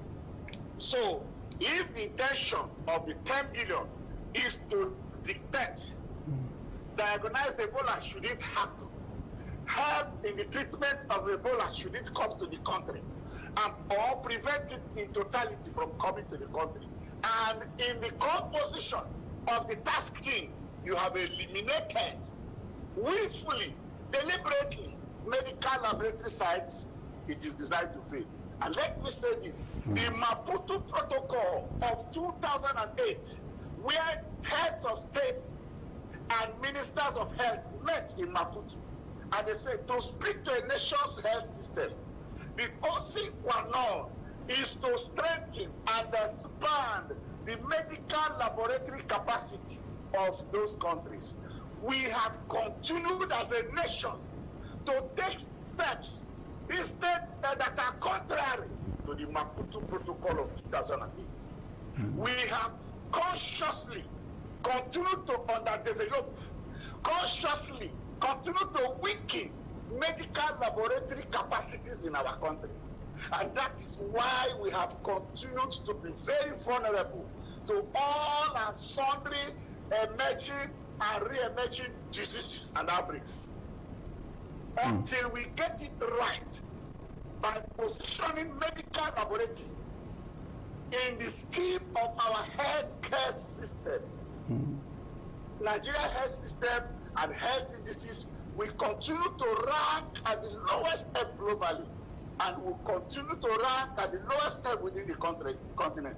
Joe, you know, we have hovered around 186, 188 out of the 192, 94 enclaves and countries in the world. Within the continent, we have hovered around 48 out of the 54. And do you know the shock? The shock I must tell Nigerians today is that our per capita spending in health is more than that of South Africa, is more than that of Egypt, and these are within the first 10 countries you see. Nigeria is not within the first 10 countries, whereas our per capita. Okay, so now, since you have laid the basis of how a country should position or constitute its surveillance or thing to prevent disease outbreak, especially during the 2008 Maputo Declaration, do you think there is a possibility to reconstitute the task force? Because we have seen that that task force has so many clinicians, two permanent secretaries of health two commissioners of health from 2 states, Lagos and Port Harcourt. We've seen, of course, in the FCT, Dr. Fashawe also represent like a commissioner for health in state, because she's the mandate secretary for health. And then the NCDC DG is represented. We have also seen, WHO is there. We've seen the permanent secretary, admin of the villa, and of course the entire team is chaired by the chief of staff to the president. So what is the possibility of reconstituting that task force so that it will not feel like you have pointed out? If you look at the composition of that team, it fits properly with my first allegation. I am alleged that this 10 billion team committee, it seems to me as money for the boys. It may not be for jobs. Allow me to finish. Okay. Allow me to finish. This is a global public health emergency. I respect the person of the chief of staff, but the last I checked, he's a lawyer. The last I checked, he's a lawyer. So when we have international disputes that will go to IJC, who will chair the committee? A consultant physician, or a consultant pathologist, or a consultant medical laboratory scientist? Let us be careful. Let us stop playing Koso with the life of Nigerians. A committee of that nature that do not have a reflection of relevant critical healthcare professionals in its composition will not serve the interest of Nigeria. Healthcare is not about procurement. It's a lot more than that. a disease of public health emergency of international concern should see us parade key clinical care professions. And like I did say, in the entire team, there is no medical laboratory scientist. It is a problem. It is like you have a crew, and you do not have a pilot. That is what we have. The crew is incomplete. Yeah, but the clinicians will always tell you that they are the pilots when it comes to healthcare. No. You see, like the healthcare sector, like the built industry. Who is the lead in the built industry? The architect. Who actually builds the house? Civil engineers, mechanical engineers, electrical engineers. I don't know whether what I'm saying makes any sense. Yeah, you are making a point. The physician is not trained to perform laboratory testing. The physician remains a physician. He only treats patients deriving from the clinical laboratory data provided by medical laboratory scientists. And let me say this, over 70% of clinical decisions of any kind is predicated on data generated by medical laboratory scientists. Over 70% of revenue deriving in the health sector is derived from the services rendered by medical laboratory scientists. Over 70% of data required for public health policy and planning derived from data provided by medical laboratory scientists. Over 70% of data required for electronic medical records derived from data provided by medical laboratory scientists. And so, that is the truth and that is the picture, incontrovertibly so. Let us stop playing with Nigerians and their life. Okay, doctor, now let us just ask you, if you are to advise how the 10 billion naira will be used, can you tell us the modalities for its usage? So let me also give you information. In terms of huge resource spending, well, I told you that our per capita spending for health is higher than that of South Africa. Now let me ask you, is our health ranking higher than that of South Africa and Egypt? We don't even rank where they rank. We rank at the bottom. So what is the challenge? Hold on. Talking about money and spending. Talking about money and spending. Nigeria has been spending. Have we been getting value for our money? No. If you want to do a PET scan and you have cancer, you're required to do a PET scan. Are you aware that there is only one place you can do a PET scan in Nigeria, and it's in Lagos, and it's a private hand? And how much is a PET scan? One of the very sophisticated ones is around $1 million. $1 million is in the neighborhood of 1.5 billion. Am I correct? Do we have it? Is that not less than 10% of what some states collect every month? So, the point is not in spending. What we're actually doing is squandering. I just referred you to a public hearing in National Assembly where the current permanent secretary of the Ministry of Health blew the lead about an intention to divert 10 billion voted for vaccine production in Nigeria after COVID. We had Ebola 2014 in Nigeria. 12 years down the line, can you relate with any of the things we put in place in public buildings regarding the water, sanitation, and hygiene, the WASH program, and hygiene programs? Can you find any? If you go to Kigali today, Rwanda, all that they put in place during the last Ebola outbreak are still there. They yet maintain social distancing. The hand wash machines that are deployed in public places and public buildings are all there and functional. Those hand sanitizers and wash hand points we mounted in Federal Secretariat and other public buildings, are they not in relics? There is something fundamentally wrong. Okay, doctor.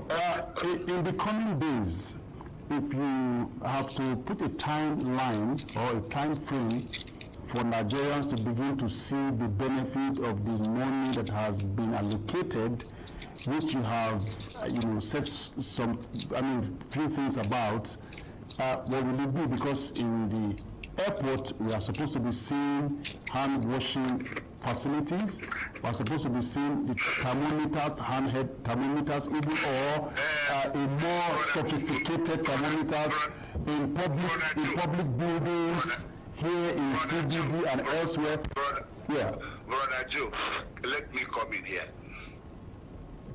How much did we budget for health this year in Nigeria? I'm sure it is not less than 500 billion. Am I correct? Yeah. Go and check. Yeah. So why are you expecting a transformation with 10 billion? We projected for health this year over 500 billion. Last year the same. 2024 the same. Yeah, but it is the release that's the problem. Last year's release is 5%. Let us not go into that discussion. And you are expecting a chick wand, a transformation with 10 billion naira. Now, I was saying something earlier on. I stumbled into a program where the federal government had procured well over 380 molecular testing machine, and they have distributed it across some states, and it is collecting dust in some private healthcare centers. The people there don't even know what to do with it. Why did that program end like that? No medical laboratory scientist was carried along in the process.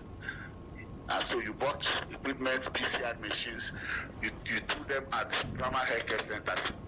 The one that is working is only managing to be used for sputum tests. A machine that can be optimized to test so many of the diseases, to test for so many of the diseases that are responsible for the outbreaks we have in Nigeria.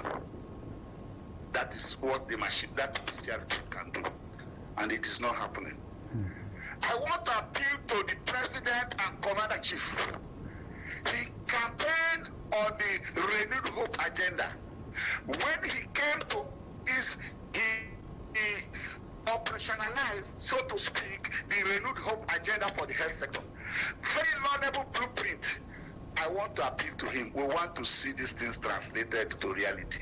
I want to appeal to him to take a second look on the composition of that team and infuse in the team a medical laboratory scientist of his choice who is well-rounded in infectious disease, who understands the language of infectious disease and public health, who can move samples from the field to laboratories, produce data, and give meaning to the data. That is what we're saying. I don't expect the 10 billion to do magic when 600 and 500 and 400 and something billion annual budget in health has not done its significant transformation. If we have that resources, I will deploy training that first line healthcare profession. How many will it take? Are we going to deploy that in buying cutting-edge laboratory equipment? And if we are in it, who among the tax team is conversant with that kind of equipment? There's no member of the committee. Okay, before we go, our time is flying really fast. It appears you are not worried the Minister of Health did not make that list. Why are you not worried? He's the coordinating Minister of Health and he's not on that list. I take you back to my opening intro. I am alleging, I'm not saying I'm sure, I am alleging that this is just a job for the boys. Doctor, I disagree. This is something that, of course, we know is happening. It's happening around, now, and Nigerians struggle a lot. There are people who... You justified my allegation by informing the public that the Honorable Coordinating Minister of Health, Professor Muhammad Ali Pati, is not in the list. Yeah, because you have listed many professionals, including medical lab scientists that are supposed to be there, and then you left out the #1 chief health officer. No, hold on. Ali Pate is there by proxy. You just told me 2 commissioners of health from Southwest Nigeria. Those commissioners of health are... No, south, one south, one southwest. Good. The 2 of them are members of Nigerian Medical Association, where Pate belongs. They are physicians, colleagues of Pate. So, by extension, the Minister of Health and the Minister of Health is fully represented. We are saying that when you are speaking of infectious disease, pandemic, epidemic, outbreak, are you the medical? You are.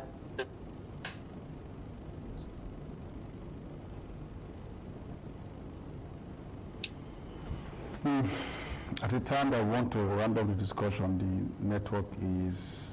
I said, if you can hear me, Joe. Yes. I said, if you are speaking about pandemic, epidemic, outbreak, infectious disease containment, prevention, dictation, surveillance, and you exclude willfully, as is the case with the Ebola tax team, you are just calling for a party preparedness for public health emergency containment, prevention, and dictation.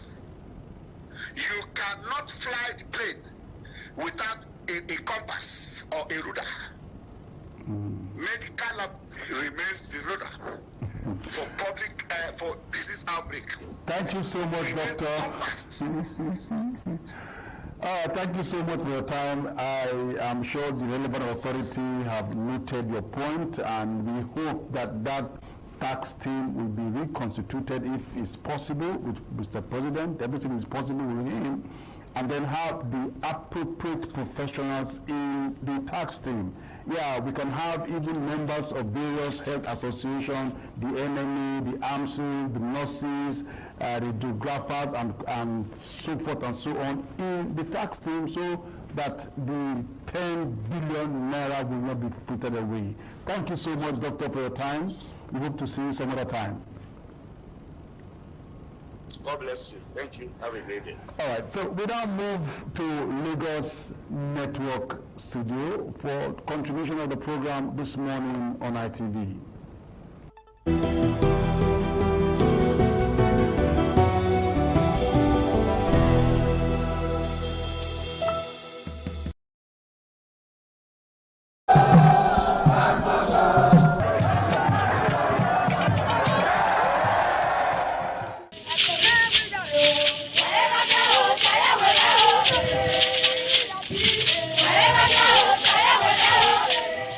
Benin Cultural Dance, a unique dance and quality dance steps of the Benin people. This dance is a vibrant mix of traditions, arts and beliefs, deeply rooted in the culture.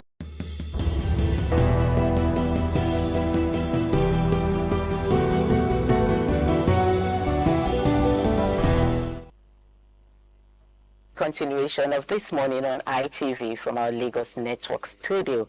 I'm Patricia Uremu Gabriels, and of course in the house I have Dr. Victor Ohai, my senior co-anchor. Doctor, you're welcome. Thank you for having me. Good morning again. Okay, this morning we have a big organization here who is going to be discussing with us what it is all about. We have the Nigeria Jubilee Fellows Program, NJFP2O. And then we have, let me read through what they are before we continue, introduce our guest here.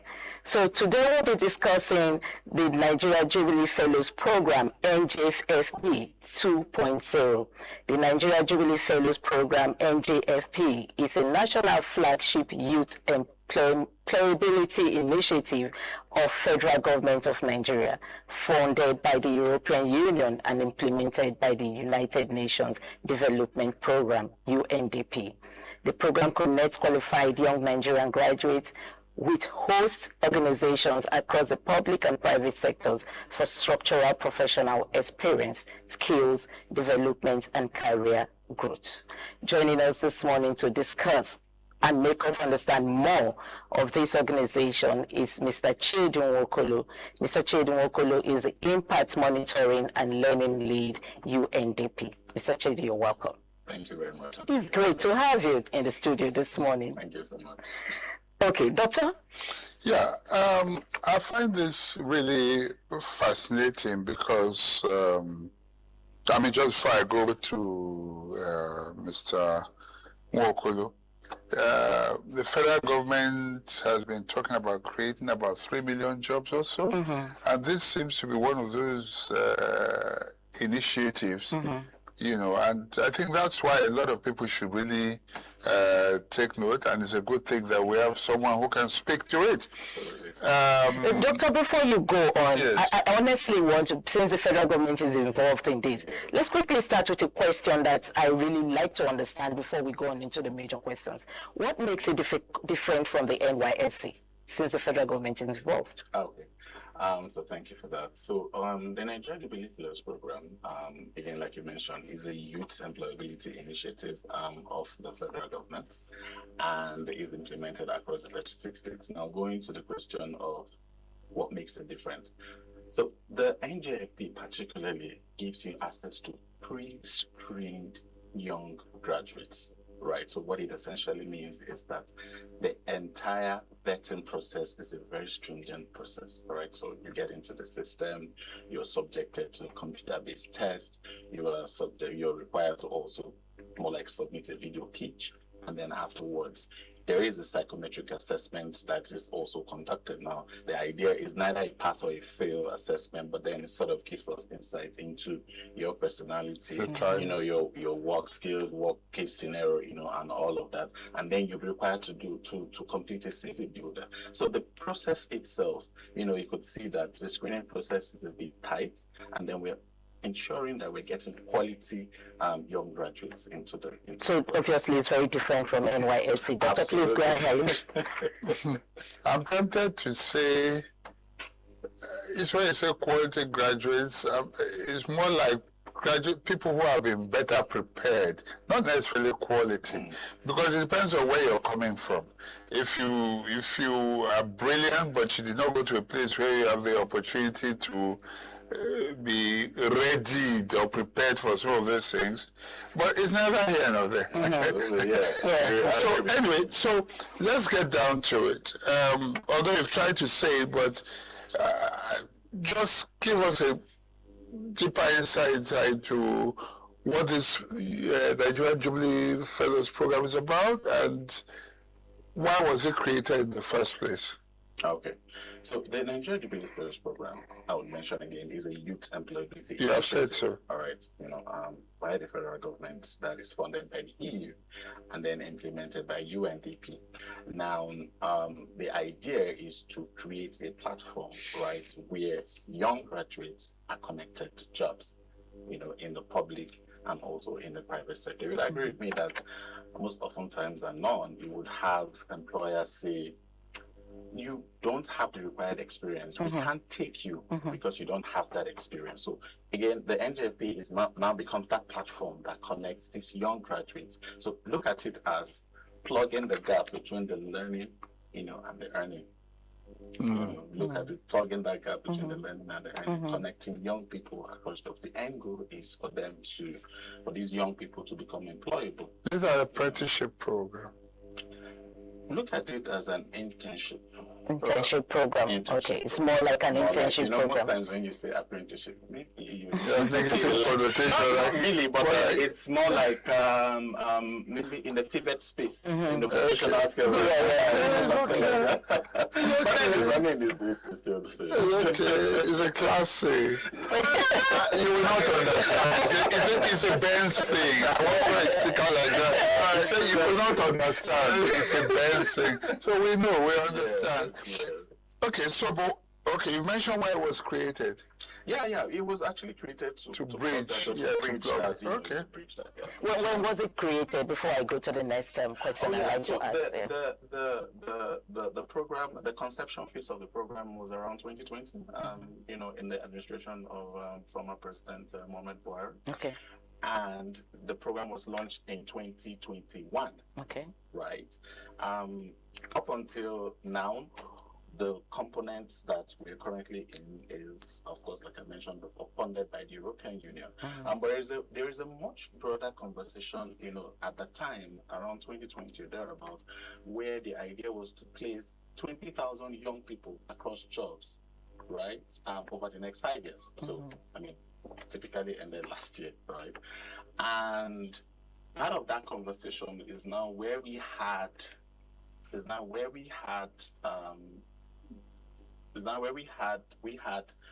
the EU come in and say, you know what, we're going to handle these components, right? We're going to take a component and, contribute some kind of seed funding, right, to help you implement. And then we'll continue to also get other development partners to participate, and also the government counterpart funding that would help drive it forward. Okay, Mr. Chiedun Wokolo, who is eligible and how can interested applicants successfully apply for this? Young Nigerian graduates are eligible. Young Nigerian graduates. Of course, you have to be under the age of 30, and there is also more like a cap on the year of graduation. So you must not have graduated earlier than 2022. And of course, you must have also served, or you have a letter of exemption, right, from NYSC. And most importantly, you have to be unemployed. I think we cannot emphasize that enough. Because we've seen also, implementing over a period of time, chances are that we've come across individuals that if I was working, I can they want to say, you know what, maybe side job, side hustle, let me keep this one. No. So I can resign from my job and no, please, we do not ask you to resign. So we're looking at all the scenarios. Please do not resign. It's a structured 12-month placement program. Oh, just 12 months? Yes. Okay. Please do not resign your job. And you can't have it as side hustle? If I'm working, you cannot. Wait. If I'm working in a secular shop, and I think this will better my life, should I not resign and just go for this? So again, the context really matters in this case, right? As an individual, definitely you understand the context, and you know essentially what is going to happen. Okay, no, let's not overflow. And I want him to explain to Nigerians how one can apply successfully. You haven't mentioned that. Sure. The website, we have a portal, the portal, the NJFP portal. Just please one portal, www.njfp.ng. Same portal for the host organization, same portal for the fellows. You get onto the program, get onto the portal, it gives you direction on how you can continue and then guides you to the entire program. Can you say it once more so they can hear? www, please. Young eligible. No. They will get it wrong. There are 3 W's. You remember the guy from FRSC? It's not WW. Can you give them the correct word? That was fake. www. Good. .njfp.ng. Say it again, please. www.njfp.ng. And then you get in there and then start the process. Thank you. And it's as easy as you have just said. Oh my goodness. Okay. So I've heard you talk about organizations. So what types of organizations can participate in the NJFP, and how do they apply? Organizations that operate or play within the private and the public sector space, you're free to. Do they have to be of a particular size? So I will get to that, right? Yes. Essentially, if you're an organization that, of course, you would have to meet 3 minimum criteria. What are they? you must have a meaningful work experience that you want these fellows to participate in, right? You also have to be available to mentor these young people, right? So these are the things that that has to be in place. And again, very importantly, the conditions, the workplace conditions must be very suitable. It must be like you, eh? No, not really. That's not. I'll tell us. Not really. No, some people may be qualified, but the way not really. You're wearing white now, it's looking pure. They look like it's unattainable. So let more organizations fully qualify. Not really, doctor. But again, as an organization, of course, one of the things you need to be structured, right? You need to be structured, and then you must also. I mean, as typically all organizations in Nigeria, I mean, you are either mentoring your employees, your staff, you are providing a conducive work environment for them, and you are, of course, you have a meaningful work experience, for your employees to participate in. So that's essentially what we're looking out for host organizations that hope to participate in the program. Now, in terms of size, well, even a small business can be structured.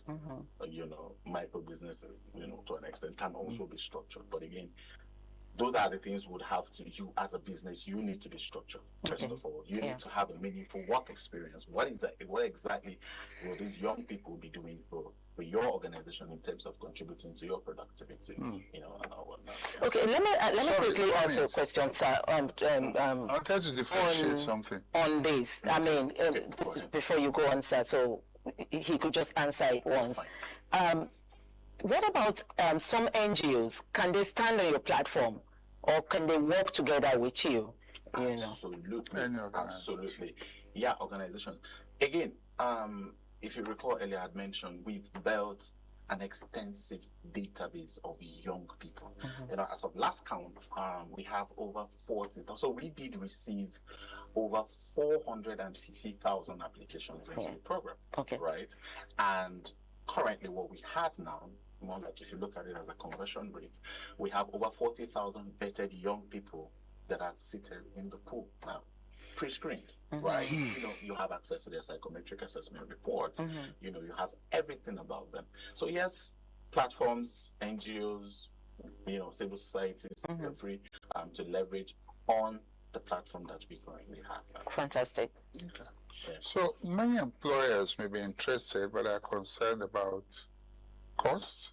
How does NGFP model work, and what benefits do host organizations receive? Yeah, so for the host organizations that hope to participate, right, the NGFP model is essentially doing one thing: reducing the cost of hiring.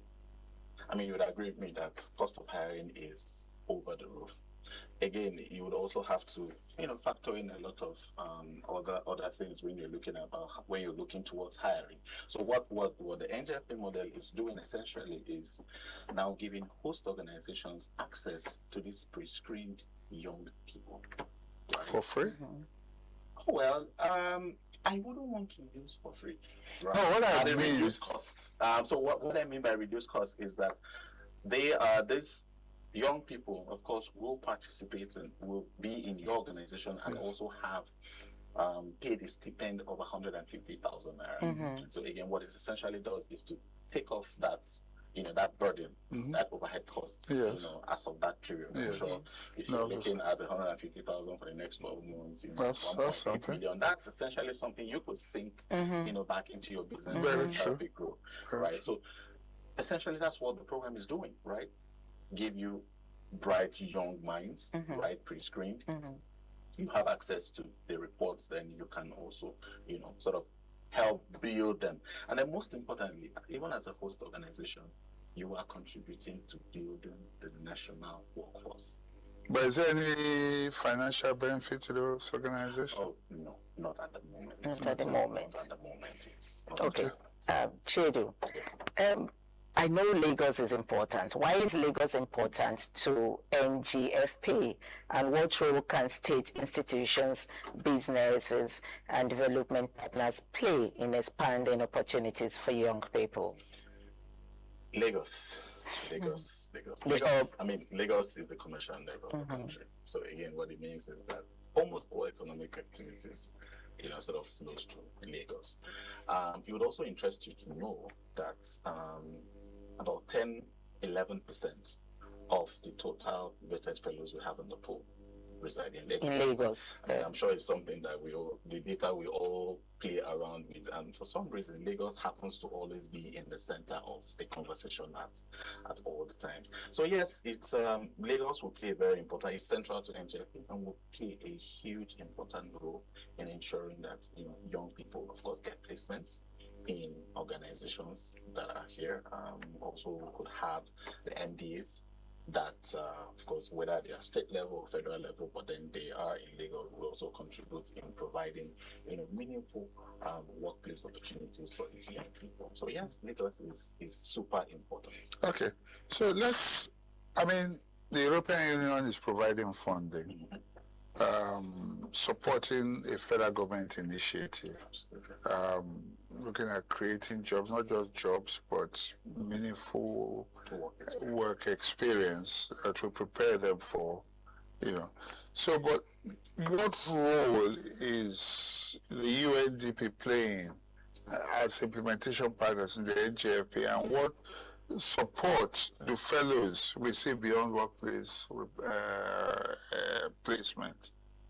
Yeah, I think it's already, we've emphasized on that. So UNDP, of course, is the implementing partner. So what it means is that the engine behind the implementation of the program is the UNDP that handles that. So all the placement, creating the platforms, building the platforms, creating the opportunity, connecting, industry leaders to these young people. It's all done by orchestrated, by UNDP. So UNDP is playing a very important role in ensuring that the smooth implementation, and thankfully, even if we had funded from the EU, at the time, the program was for 3 years. But then, the conversations that we had with EU at the time, and then they said it was a good one, and then said, Is the federal government putting any money in it as partners? Yes. There was initial seed funding, counterpart funding that came from the federal government, at the time. Yes. Okay. We just talked about Lagos before Doctor asked you a question, and it just clicked to me. Is it that NGFP is limited to just Lagos and Abuja? Oh no. I mentioned that before. It is implemented across the 36 states and the FCT. As we speak to you now. Now, even as a program, what we have been able to do is also institute what we call an equity placement for these young people across the country. Federal character. If you want to use that. No, that's equity placement. That's your language for it. So again, what we've been able to do, because we also... Is it by residence or by state of origin? Oh, no. We were very careful. Residents. Okay. The residents. We've had a couple of cases and say, indigents, we need to. But then we're very insistent on we are looking at if you pay your taxes, you live in the state, you pay your taxes, you are an obedient citizen, and all of that. Shouldn't be discriminated. It shouldn't be discriminated against, and all. So this is 36 states and the federal FCT. So again, going back to the equity placement, we've been able to institute a 650 placement target for each state. Now, the idea is that you'd also agree with me that some states are more economically viable than other states. So what it means that they are essentially you have more opportunities, and you have more people tilt to these places. But what we've been able to do is to institute a 650 placement target for all the states, including the FCT. Okay. Right. So what it means is that as we are driving, I'm sure you're asking, Lagos, what about Lagos? Lagos has surpassed the 600. I think they're hitting over 250%, in Lagos. As I speak to you at this point, we have 3,000 young people that are totally vetted that are currently in the pool for Lagos. And just about 15 or 20% of them have been placed in Lagos State. Right. So what we've been able to do is to institute that 650 placement, equity placement across the states, just to also create representation. Okay, Chedu, you have been talking with the federal government, like you said. Yes. starting from the past president, the late President Mohamed Buhari. Why are you limiting just talking with the federal government? What happens to the state government, the local government? Oh no, there is a broad conversation that we're still having, that we are continuing to have even with the state government, right? Again, like I mentioned, the program sits under the supervision of the Office of the Vice President. But we've been having extensive conversation even across the states, right? You know, in terms of the sustainability, you know, what the transition plans of the program will look like, you know, and all whatnot. So there is a conversation that we have been having. There is a conversation that we have been having with, you know, the state government, and then as much as possible, we would like, you know, that they sort of integrate NGFP, you know, into their state projects, and then find a way to, you know, as part of the sustainability and transition plan, take it forward in the state. So there is a system of conversations that we're having. So can you perhaps leave a message with employers, institutions? Doctor, before he leaves a message quickly, you said UNDP has been sponsoring the project, or UN has been sponsoring the project. I think I would say implementing the project. But then it's the implementation partner. Funding the project. Okay, so when is the ending, and who is going to continue to fund the project if they end their own part of it? So the again, like I mentioned, that there's a broader conversation, you know, that was had at the time in 2020. The idea was to place 20,000 young people in jobs across 5 years, right? And what the EU has done is to say, we hope to support, or we want to support this initiative. We think it's a fantastic idea, and then we are giving our seed funding. But then, I mean, it's the EU also. This is a project, right? So it's definitely going to have an end, you know, and the start date and an end date. So the end date for the EU-funded component is for 2027. Okay. 2027. Now, as we begin to also have conversations with other development partners, we're hoping that they see the need to also continue, you know, these fantastic initiatives. Also, as we're having these conversations with the state governments too. Doctor? Yeah. So, would you want to leave a message with employers, citizens, and young people listening across the country today? Maybe just address them. Yeah, sure, absolutely. The young graduates, it's an opportunity. For me, it's an opportunity that you have to take absolute advantage of. Please head on to www.njfp.ng. You don't want to make that mistake again. www.njfp.ng. If you're a host organization, .njfp.org. No, .ng. .ng rather. Okay. If you're a host organization and you know you are committed to building a national workforce, it's a need for you to also get involved. www.njfp.ng is a single platform. Both host organizations can register, and also fellows can use that platform to register too. For graduates, the same platform. Absolutely, one platform. Those are the fellows. Those are the fellows. You become a fellow at the end of the program. Oh, once you get into the program, you pass through the vetting process. Okay, then you get into the pool, and then when you start your placement, you become a fellow. Is there a certificate issued at the end of the 1 year? Absolutely. Yes, there is.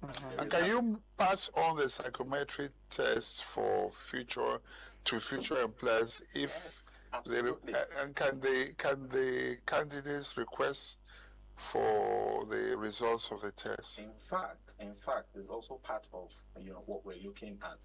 We want to integrate the reports on the individual fellows in their CV. Their dashboard. Yes. Again, like I mentioned before, the fellows will be required to complete a CV builder and then also have access. So the idea is to have access to the psychometric health. Absolutely. Now, the beauty of the platform that we have is that as you're coming into the program and we understand, sort of get insights in the psychometric assessment reports that you have at the beginning of your placement, same psychometric assessment will be you will be required to take it at the end of it, and then we can compare just to see if you've made progress or not. Thank you, Mr. Chidun Wokolo. It's been a fantastic time with you, and I'm sure our viewers out there got your email where how they can apply and become a fellow, and also become a host organization with your platform. It's a fantastic platform, and I just wish that the youth out there are listening and seize this opportunity to apply and try to get something doing. Thank you so much, Mr. Wokolo. Thank you so much. Doctor? Pleasure. It's been a great pleasure meeting you, and thank you for all that you do. And I'm hoping that our young people take advantage of this. I want to apply also, so I probably will have to quit my job for 1 year. Go for 1 year vacation, do that side hustling, and come back. The age is no, I'm going to reduce my age. Never mind about that. I'll reduce my age. It's been an amazing time out with you. We hope that the youths out there are listening and grab this opportunity to do the right thing. Thank you again for joining. We're going to be having a short break. We'll come back for the continuation of This Morning on ITV from our Lagos Network studio.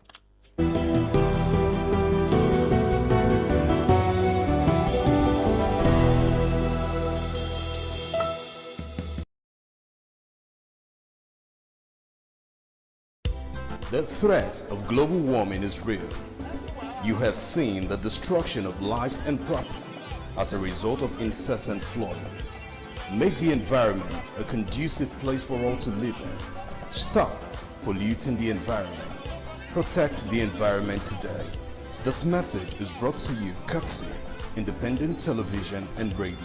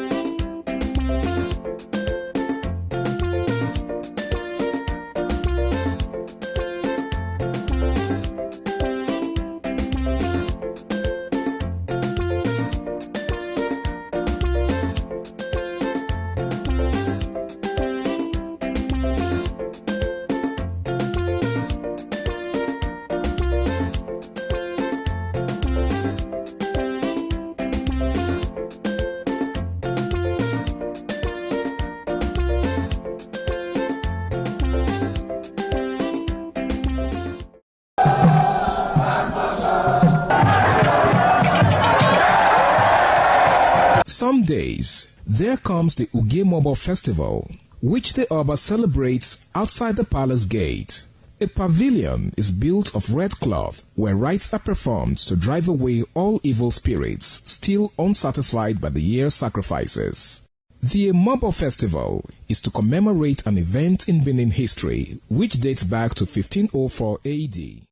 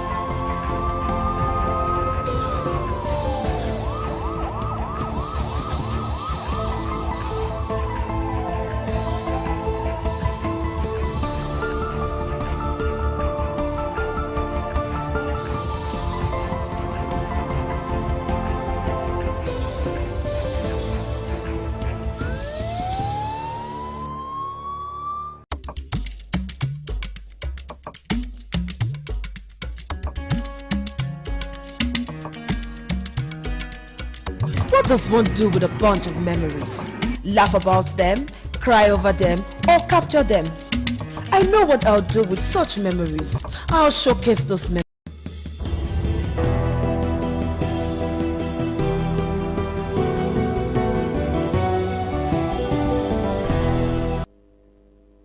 Welcome back. It's still the continuation of This Morning on ITV from our Lagos Network studio. Okay, so this is a part 2 of This Morning on ITV.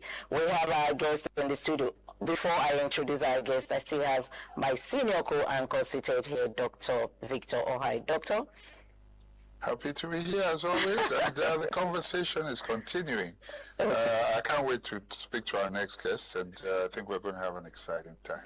Our next guest is Chief Officer Godi Officer. Even though he has said I should remove that chief, I know when he told me to remove the chief, but I've refused to. So our next guest is Chief Godi Officer. Chief Godi Officer is the editor-in-chief, the industry newspaper. Godi, you're welcome to the program. Thank you very much, Patience. It's nice to be here. Thank you to see Doctor. I was actually asking Doctor whether he's not contesting this year. He says, talk to me. Behind camera, he's going to talk to you. And so this morning we're going to be looking at the national insecurity.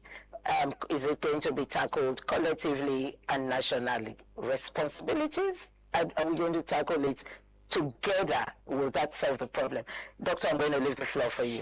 Okay, so the reason I'm particularly excited to discuss this with you is that we look at the stories, we cover the stories, we hear or we're privy to a lot of information left, right, and center.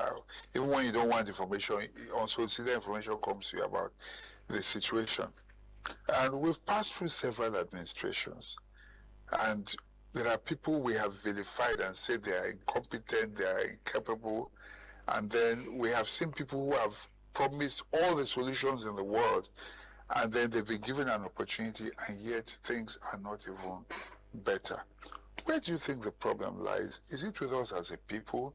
Is it with the government? Is it the system? Or is it that we have been so desensitized now that death doesn't mean anything to us anymore, it's just statistics? Well, thank you very much, Doctor. I think first and foremost is what's the insincerity of leadership. Okay, I don't think as us as a people is the problem. We've been one persons for a long time, and there was a time in this country that you could move from Akwa Ibom State to Sokoto without being attacked. True. In fact, it's so bad that if you have a problem, as at that time it was so good that if you had a problem along the way, you will see people helping you. Yes. Now you find out that in Lagos, if you drive around Lagos and you have a flat tire, you're in trouble. And you see people coming out to demand who's supposed to help, asking you to pay money. Why is your car getting bad at this place? If they don't collect your phone afterwards. In fact, if you go to places like Igomu, Ipori, all right, you find out that they will be coming in batches. All right, this one will come and call and say, that guy, go on your own. When you look for us, go and collect your own. So that's how bad it is. That's how our leaders, the psyche, our leaders are subconsciously driving to us, all right? Why do we always have heightened insecurity when a president wants to seek for a second term? That's a big question. Yeah. Why? Why do we, when the president is serving out his tenure, why don't we have the same amount, the same volume of insecurity across Nigeria the way we have it when he was seeking for his second term? So it's about his sincerity. The same people who thought Goodluck Jonathan couldn't do anything, criticize him, are the same people who came to power thereafter. And they are facing the same problem. So the long and short of this is that the leadership... Is it karma? It's not karma. Okay. The leadership, because the people who you fed with stone would also come back and feed you with stone. All right? So that's a strong parable. So I think the solution lies with our leadership being sincere, understanding that insecurity doesn't have political coloration, understanding that insecurity affects all of us. If in this country, if when I was in the village, when I was growing up in the village, something happened. A military guy came to our village and got drunk, as I was a young man, got drunk and messed up, and he got beaten up. In fact, the entire village was sacked by that just action. A military guy do not have a rank. So when information got back to the barrack and they came to the village, everybody ran away. So it was unheard of in this country that a senior military officer will be killed and nothing is happening. Both serving and retired. That forest has not been combed down, has not been bulldozed, that the government has not sent, that there will be no forest in the northern Nigeria anymore. If forest is the reason why insecurity is heightened in that area. So it was unheard of for you to hear that something like that happened to a military man and everywhere is calm. So my question is, how did we get here? Did we subconsciously sign up to it by thinking it was a problem of one leader, not our problem? Because every other leadership in other political parties have left this problem to Bola Ahmed Tinubu to solve. And only him cannot solve it. Because insecurity is not environmental degradation, where you have erosion in Enugu and you have to solve it as a leader by yourself. It is a collective action.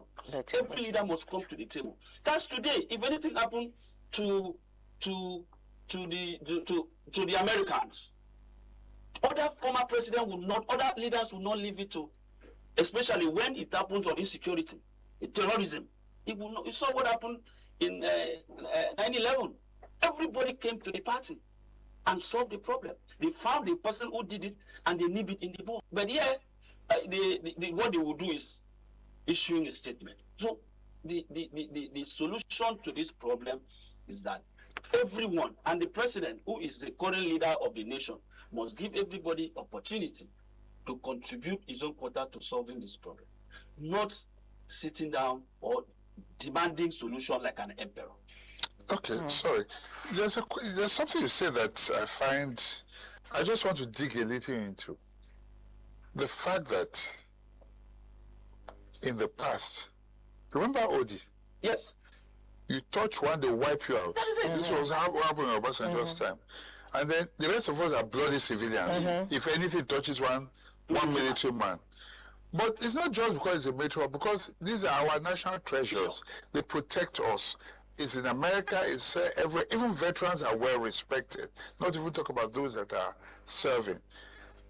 And now, all that generals, the one that happened in your place, I don't know what state or where, so what village that is, but the one that happened in your community, he didn't have a rank. He didn't have a rank. He was drunk. He was drunk. Which means he was obviously in the wrong place. Wrong place and in the wrong, being drunk too. And yet, his whole village ran away. The military came now, to let me ask, what is that thing that has now brought us to a point where generals can be slapped? Is there something somewhere that is holding back the hands of the top hierarchy of the military? I say so deliberately because civilians cannot fight this fight for them. Is there something that is holding back their hands? Is it that they cannot see what is wrong? They can't even. Even when a general can be there for so long, nothing happens. I mean, I want us to really take, even if this is what we are able to look at today, how did we get to this point? What can we sort of break it down and see how we got to this point where you can now kidnap a general and put in your boot and just move away and nothing will happen. Even do and even when he dies, and you show your face in the video and nothing will happen. And I have never seen where, even at the point of, for the lack of a better word, for the point of death, I've never heard a military officer beg for his life. Huh. He has never, when I was growing up, he has never. Never. Right? A military officer, if he needs to die, he will die standing, not on his knees. Yes. But today, we see military officers put in the video by terrorists, they have to even beg for their own life. Now, one of the factors where we have our military in this position right now is because military has found themselves mixed seriously with the civilians. Now, in terms of governance, military was known for discipline. The discipline is that my yes is my yes, my no is my no, even if you put a gun to my head, right? Now, you see a military man who is taking bribe. Military were not known to take bribes. We're not known to give bribes. Can't even approach them. You cannot even approach a military man on the road that you are driving, unlike other paramilitary services, and offer them something and they take, right? So, but you can now see military asking for those things. Why? So is it that they are not properly taken care of now? Listen. Please, there is what they call in the Yoruba folklore, this a king and the servant that always stay with him. Until it's time. It's time. And it's not just in Yoruba, it's in many cultures. You will enjoy everything while he's alive. But the day he goes. So the military has also become like that to the democracy. They see a civilian who do not have the power of the gun, who do not have the power of the command that they have, enjoying themselves with the Commonwealth, frittering away our Commonwealth, stealing money. So military has also joined. So if we need to, if I'm protecting you, and you are doing like this, so let me also partake so that whatever comes to you comes to me. So all of those things has been put together to water down the kind of respect, the kind of respect that we have for our military. All right, you see military now frolicking with politicians, going around. What military used to be and no longer what military used to be. The man that had just been killed, the man that had just been killed in captivity, was a military spokesperson. Was defending this. Defending. Now he saw it that what he was paid to do, that he was not doing it well. Because if they were all doing the truth, then they wouldn't be a victim. They would have tackled this problem from the root. So why they regard that we now have our military? Why has it come down to this level? It's because the military has left the barrack and now mingle with the people in the place where they shouldn't be. Unfortunately, Chief Godi, I've just been told that our time is up. Very, very unfortunate, yes. We're going to be having you next week, Wednesday, to conclude this. Please. So we'd like to have you back next week, Wednesday. I hope the traffic I saw on Adejo's. You're going to be leaving your office or your house early. We clear the road for you. We send the convoy to pick you up. So you're going to be joining us next week, Wednesday, just to conclude this that we have started. Doctor? It's been a brilliant time talking to you. Quite frankly, I can't wait for the next time we're going to talk. And this is an ongoing conversation. For as long as we have military challenges, we need to keep, this is an agenda we must keep setting. We must keep putting on the front burner until we get to a solution point. But because time is not always... Yes, we don't have the time. Yeah, we'll say thank you for being with us. And, Thank you, Chief Godi, for coming. We hope to see you next week. I'm Patricia Urumu Gabriels.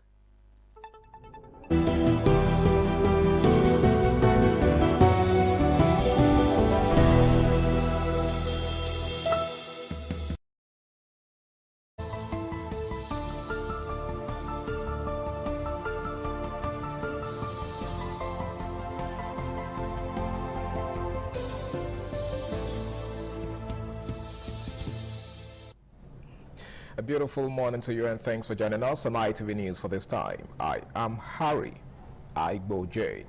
We begin with His Royal Majesty Ewa II, Oba of Benin, who has called on traditional priests and priestesses across Benin Kingdom to intensify spiritual efforts aimed at tackling insecurity and other social vices. The Benin monarch gave the directive during a meeting with traditional worshippers at his palace in Benin City, where he urged them to deploy traditional and spiritual measures against kidnapping, banditry, cultism, and other criminal activities, threatening peace in Benin City. Patience Usarogiwa has details.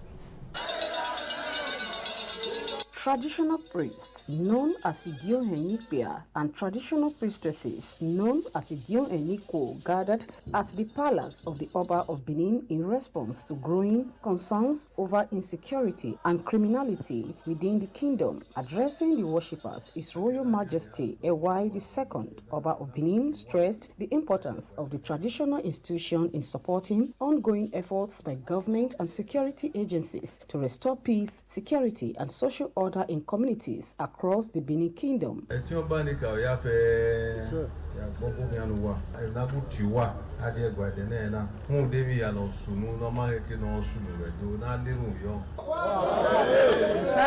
The Reverend Monarch, through the Akenua of Benin, Chief Osaibovo Osamoyi, directed the traditional priests and priestesses to assemble at the palace on Thursday, July 2nd, with the symbols and shrines of their respective deities for a special spiritual exercise. The exercise, according to the Oba of Benin, will focus on invoking traditional sanctions and causes against kidnappers, cultists, and other perpetrators of criminal acts whose activities have continued to threaten the safety of residents and the reputation of Benin.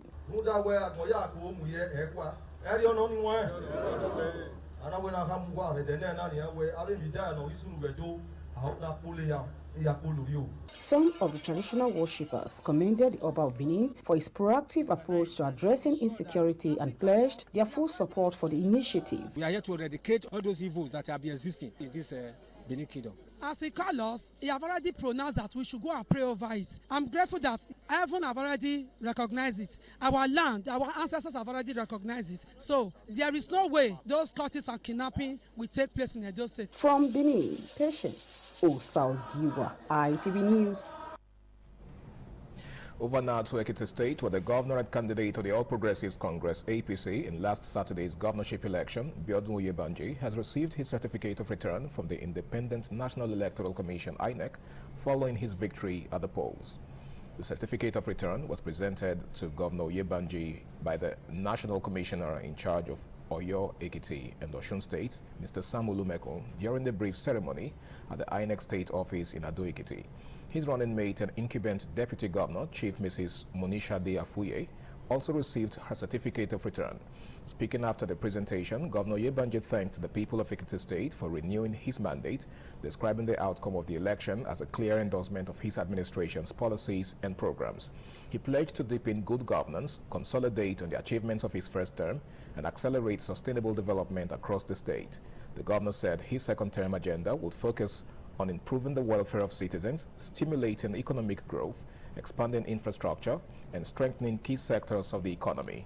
Governor Oyebanji also commended INEC, security agencies, and election officials for their professionalism and commitment to ensuring the peaceful, free, fair, and credible electoral process. He further applauded residents of the state for their orderly conduct before, during, and after the election, noting that the victory belongs to all Ekiti people, regardless of political affiliation. The Independent National Electoral Commission, INEC, has presented certificates of return to winners of the by-elections held across 6 states on Saturday. The elections were held for senatorial offices in Enugu, Nasarawa North, Ondo South, and Rivers Southeast, and the Dawakin Kudu Wasa Federal Constituency in Kano State, and the Zuru State Constituency in Kebbi State. The presentation of the certificates was supervised by the INEC National Chairman, Professor Joash Amupito, who was represented by the Supervising National Commissioner for Rivers State, May Agbamuche Mbu.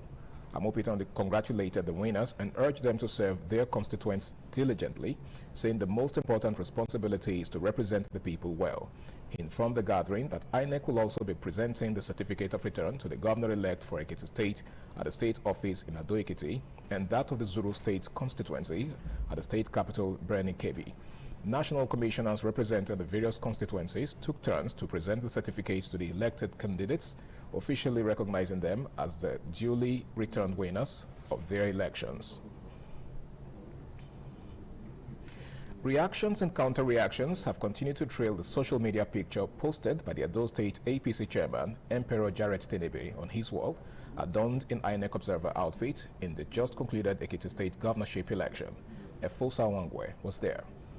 Few minutes before the announcement of the Ekiti State governorship election result, which was won by the incumbent, the Edo State APC chairman Emperor Jared Tenebe posted his INEC observer outfit, which has attracted reactions from members of the public. Some respondents, Comrade Agatise Raphael and Charles Okundige, say it was very undemocratic for an interested party like a state chairman of a political party to have openly displayed an INEC observer outfit when he knows it is unfair. They said INEC has their blame on the issue by not investigating properly before handing over their observer outfit to an APC chieftain, suggesting that the election umpire erred by so doing. They called on INEC and the APC to publicly apologize for such political error, otherwise it would make the general public cast doubt on any election conducted in the country.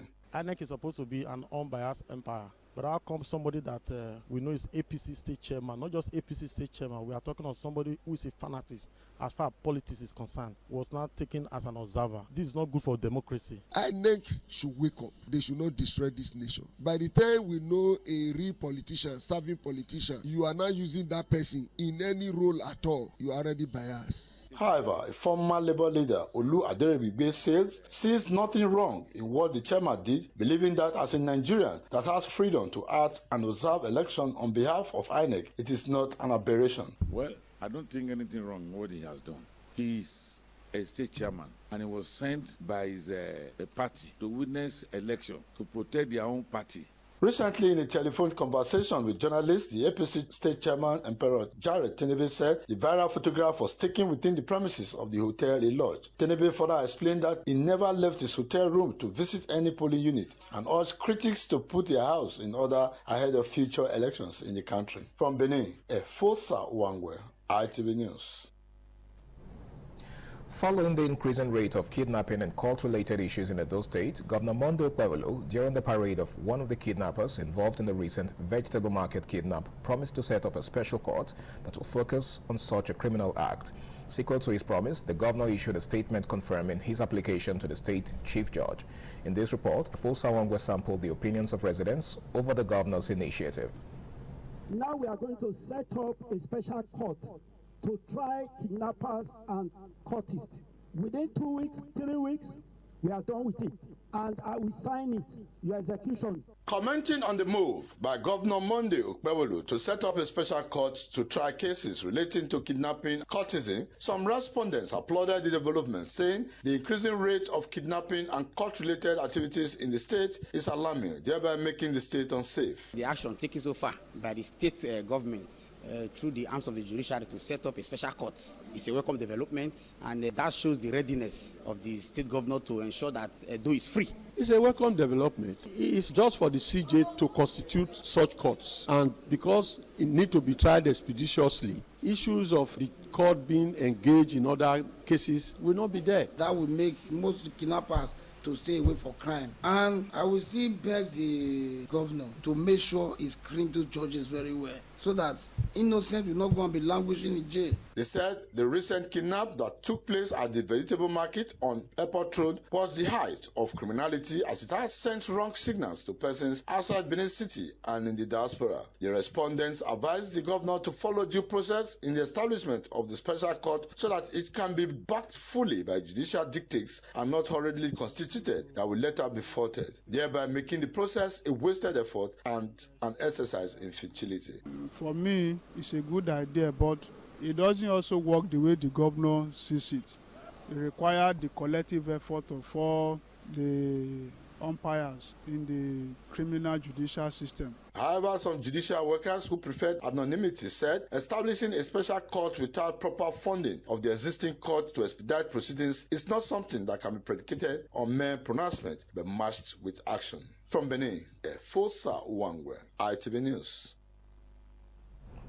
And that does it on ITV News for this time. Many thanks for watching. I am Harry Igboje. TMI Socials is next. Please stay tuned. ITV, certainly the best.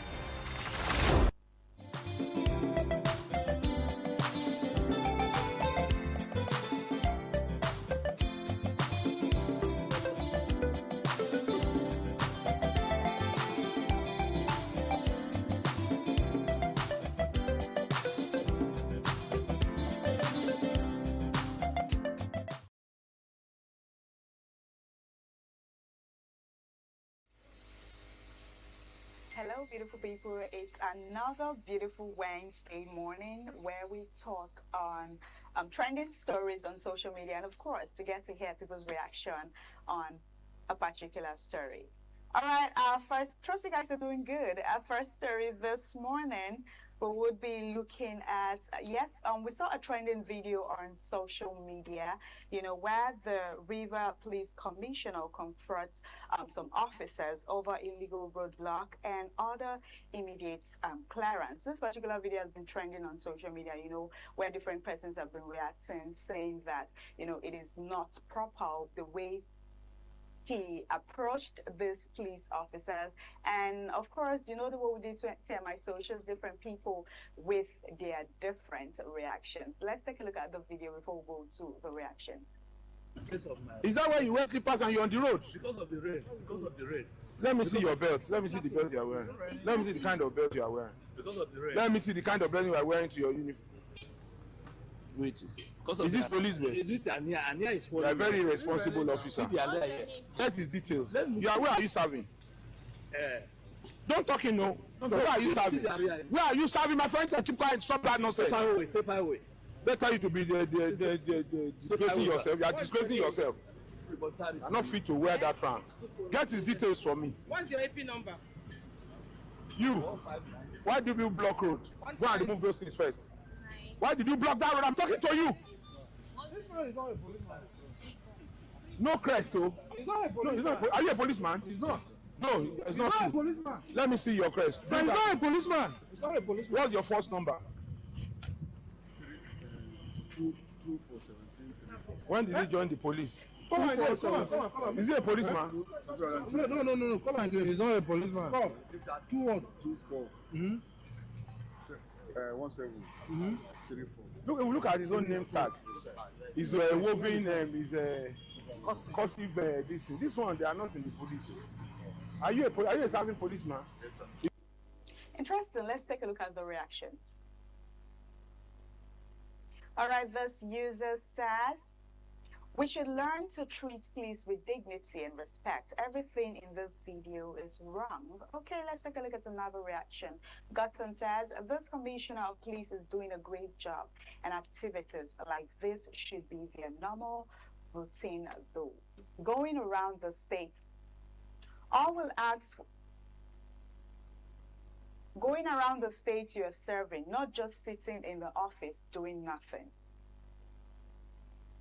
All right, this other user says, all we ask for is transparency and accountability in all governmental fields. If this is done consistently and appropriately, our officers on the road or anywhere will be at their best behaviors.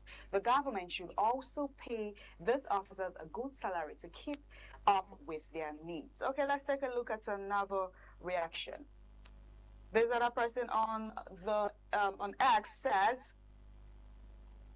look at how a senior policeman, a commissioner of police, is speaking too aggressively and displaying impatience.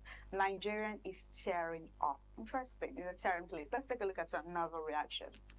The other user, Alexander, says, he never asks of where they're staying, how do they feed and rest and the rest, only to shout at them. How much be their salary compared to what it usually gets as a commissioner of police? Okay, some persons say yes, same way some persons think they are doing the right thing. All right, still on to my socials. Let's take a look at the next story. We saw a trending video of a man and his wife. The man assaulted his wife, and some persons came to the rescue, to arrest the man. And the wife was seen apologizing to them not to take the man. I mean, after an assault and all of that, saying that the mother doesn't like her, that if they should arrest him, the mother would think that she's the cause. And those persons were just there, to help her. And it was said that she's 18 years old girl. And of course, different people with their different reactions. Of persons are saying that, oh, this is child abuse. You need to take her, out of that place. You need to arrest the man. But on the other hand, the girl was seen apologizing to them not to arrest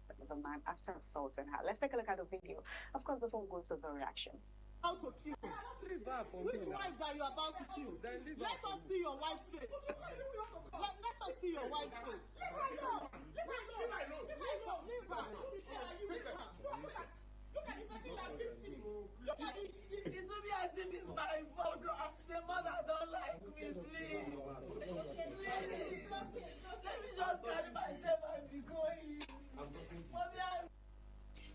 mean, different people with their different reaction. Let's take a look at their reactions. This user says, when did they start dating her? I'm only sure when she was underage. They should arrest the guy, I beg. Okay, another user says, it is actually not about her anymore. Government or authorities involved. She has no say. When the case is taken to court, it becomes the city versus the man. Any video, pictures, evidence is enough. She doesn't also need to testify in some cases. Okay, let's take a look at what this other user has to say. This other person says, she knows she's dead when he's bailed out, unless he's going behind bars forever. She's evil. It's almost impossible to return to her parents, unless, of course, they have the millions he paid to marry her. She's been sold. No return policy. That is evil for you. Interesting. Okay, let's take a look at another reaction. This other person says, I feel for her. Imagine having a bad husband and a mother-in-law that doesn't like you. Even an adult woman won't survive, not to talk of an 18-year-old. Interesting. Let's take a look at what this other user has to say. Must everything be agenda for you people? You're seeking a child, you're seeing, a child abuse, and this is all you have to say.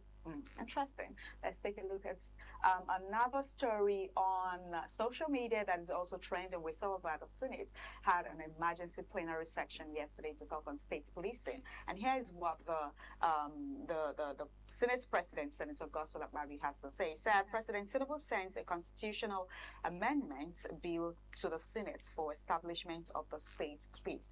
The Senate will consider the constitutional amendment bill for establishment of state police. Let's take a look at the video, because this video has different reactions from different persons. Take a look at the videos before we go to the reactions. Constitutional alteration and state policing. So if you have anything to add to the state police, we have distributed the journal, the National Journal of the Gazette, to you. So please study it.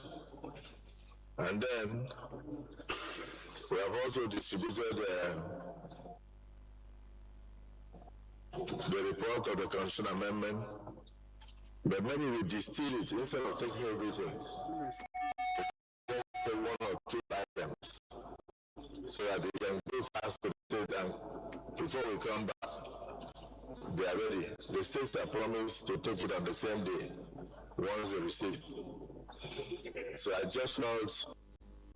Interesting. Let's take a look at the reactions on this particular video. This user said, if approved, state policing could change how security is managed by bringing law enforcement closer to local communities. The key focus will be accountability, coordination, funding, and ensuring it serves the people effectively. Okay, let's take a look at another reaction. The letter says, every bill that is sent to the Senate, especially on borrowing of loans, did not delay. The state police too of nation.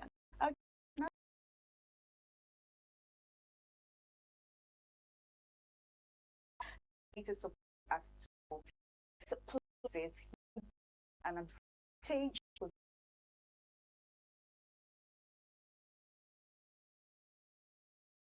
as the problem with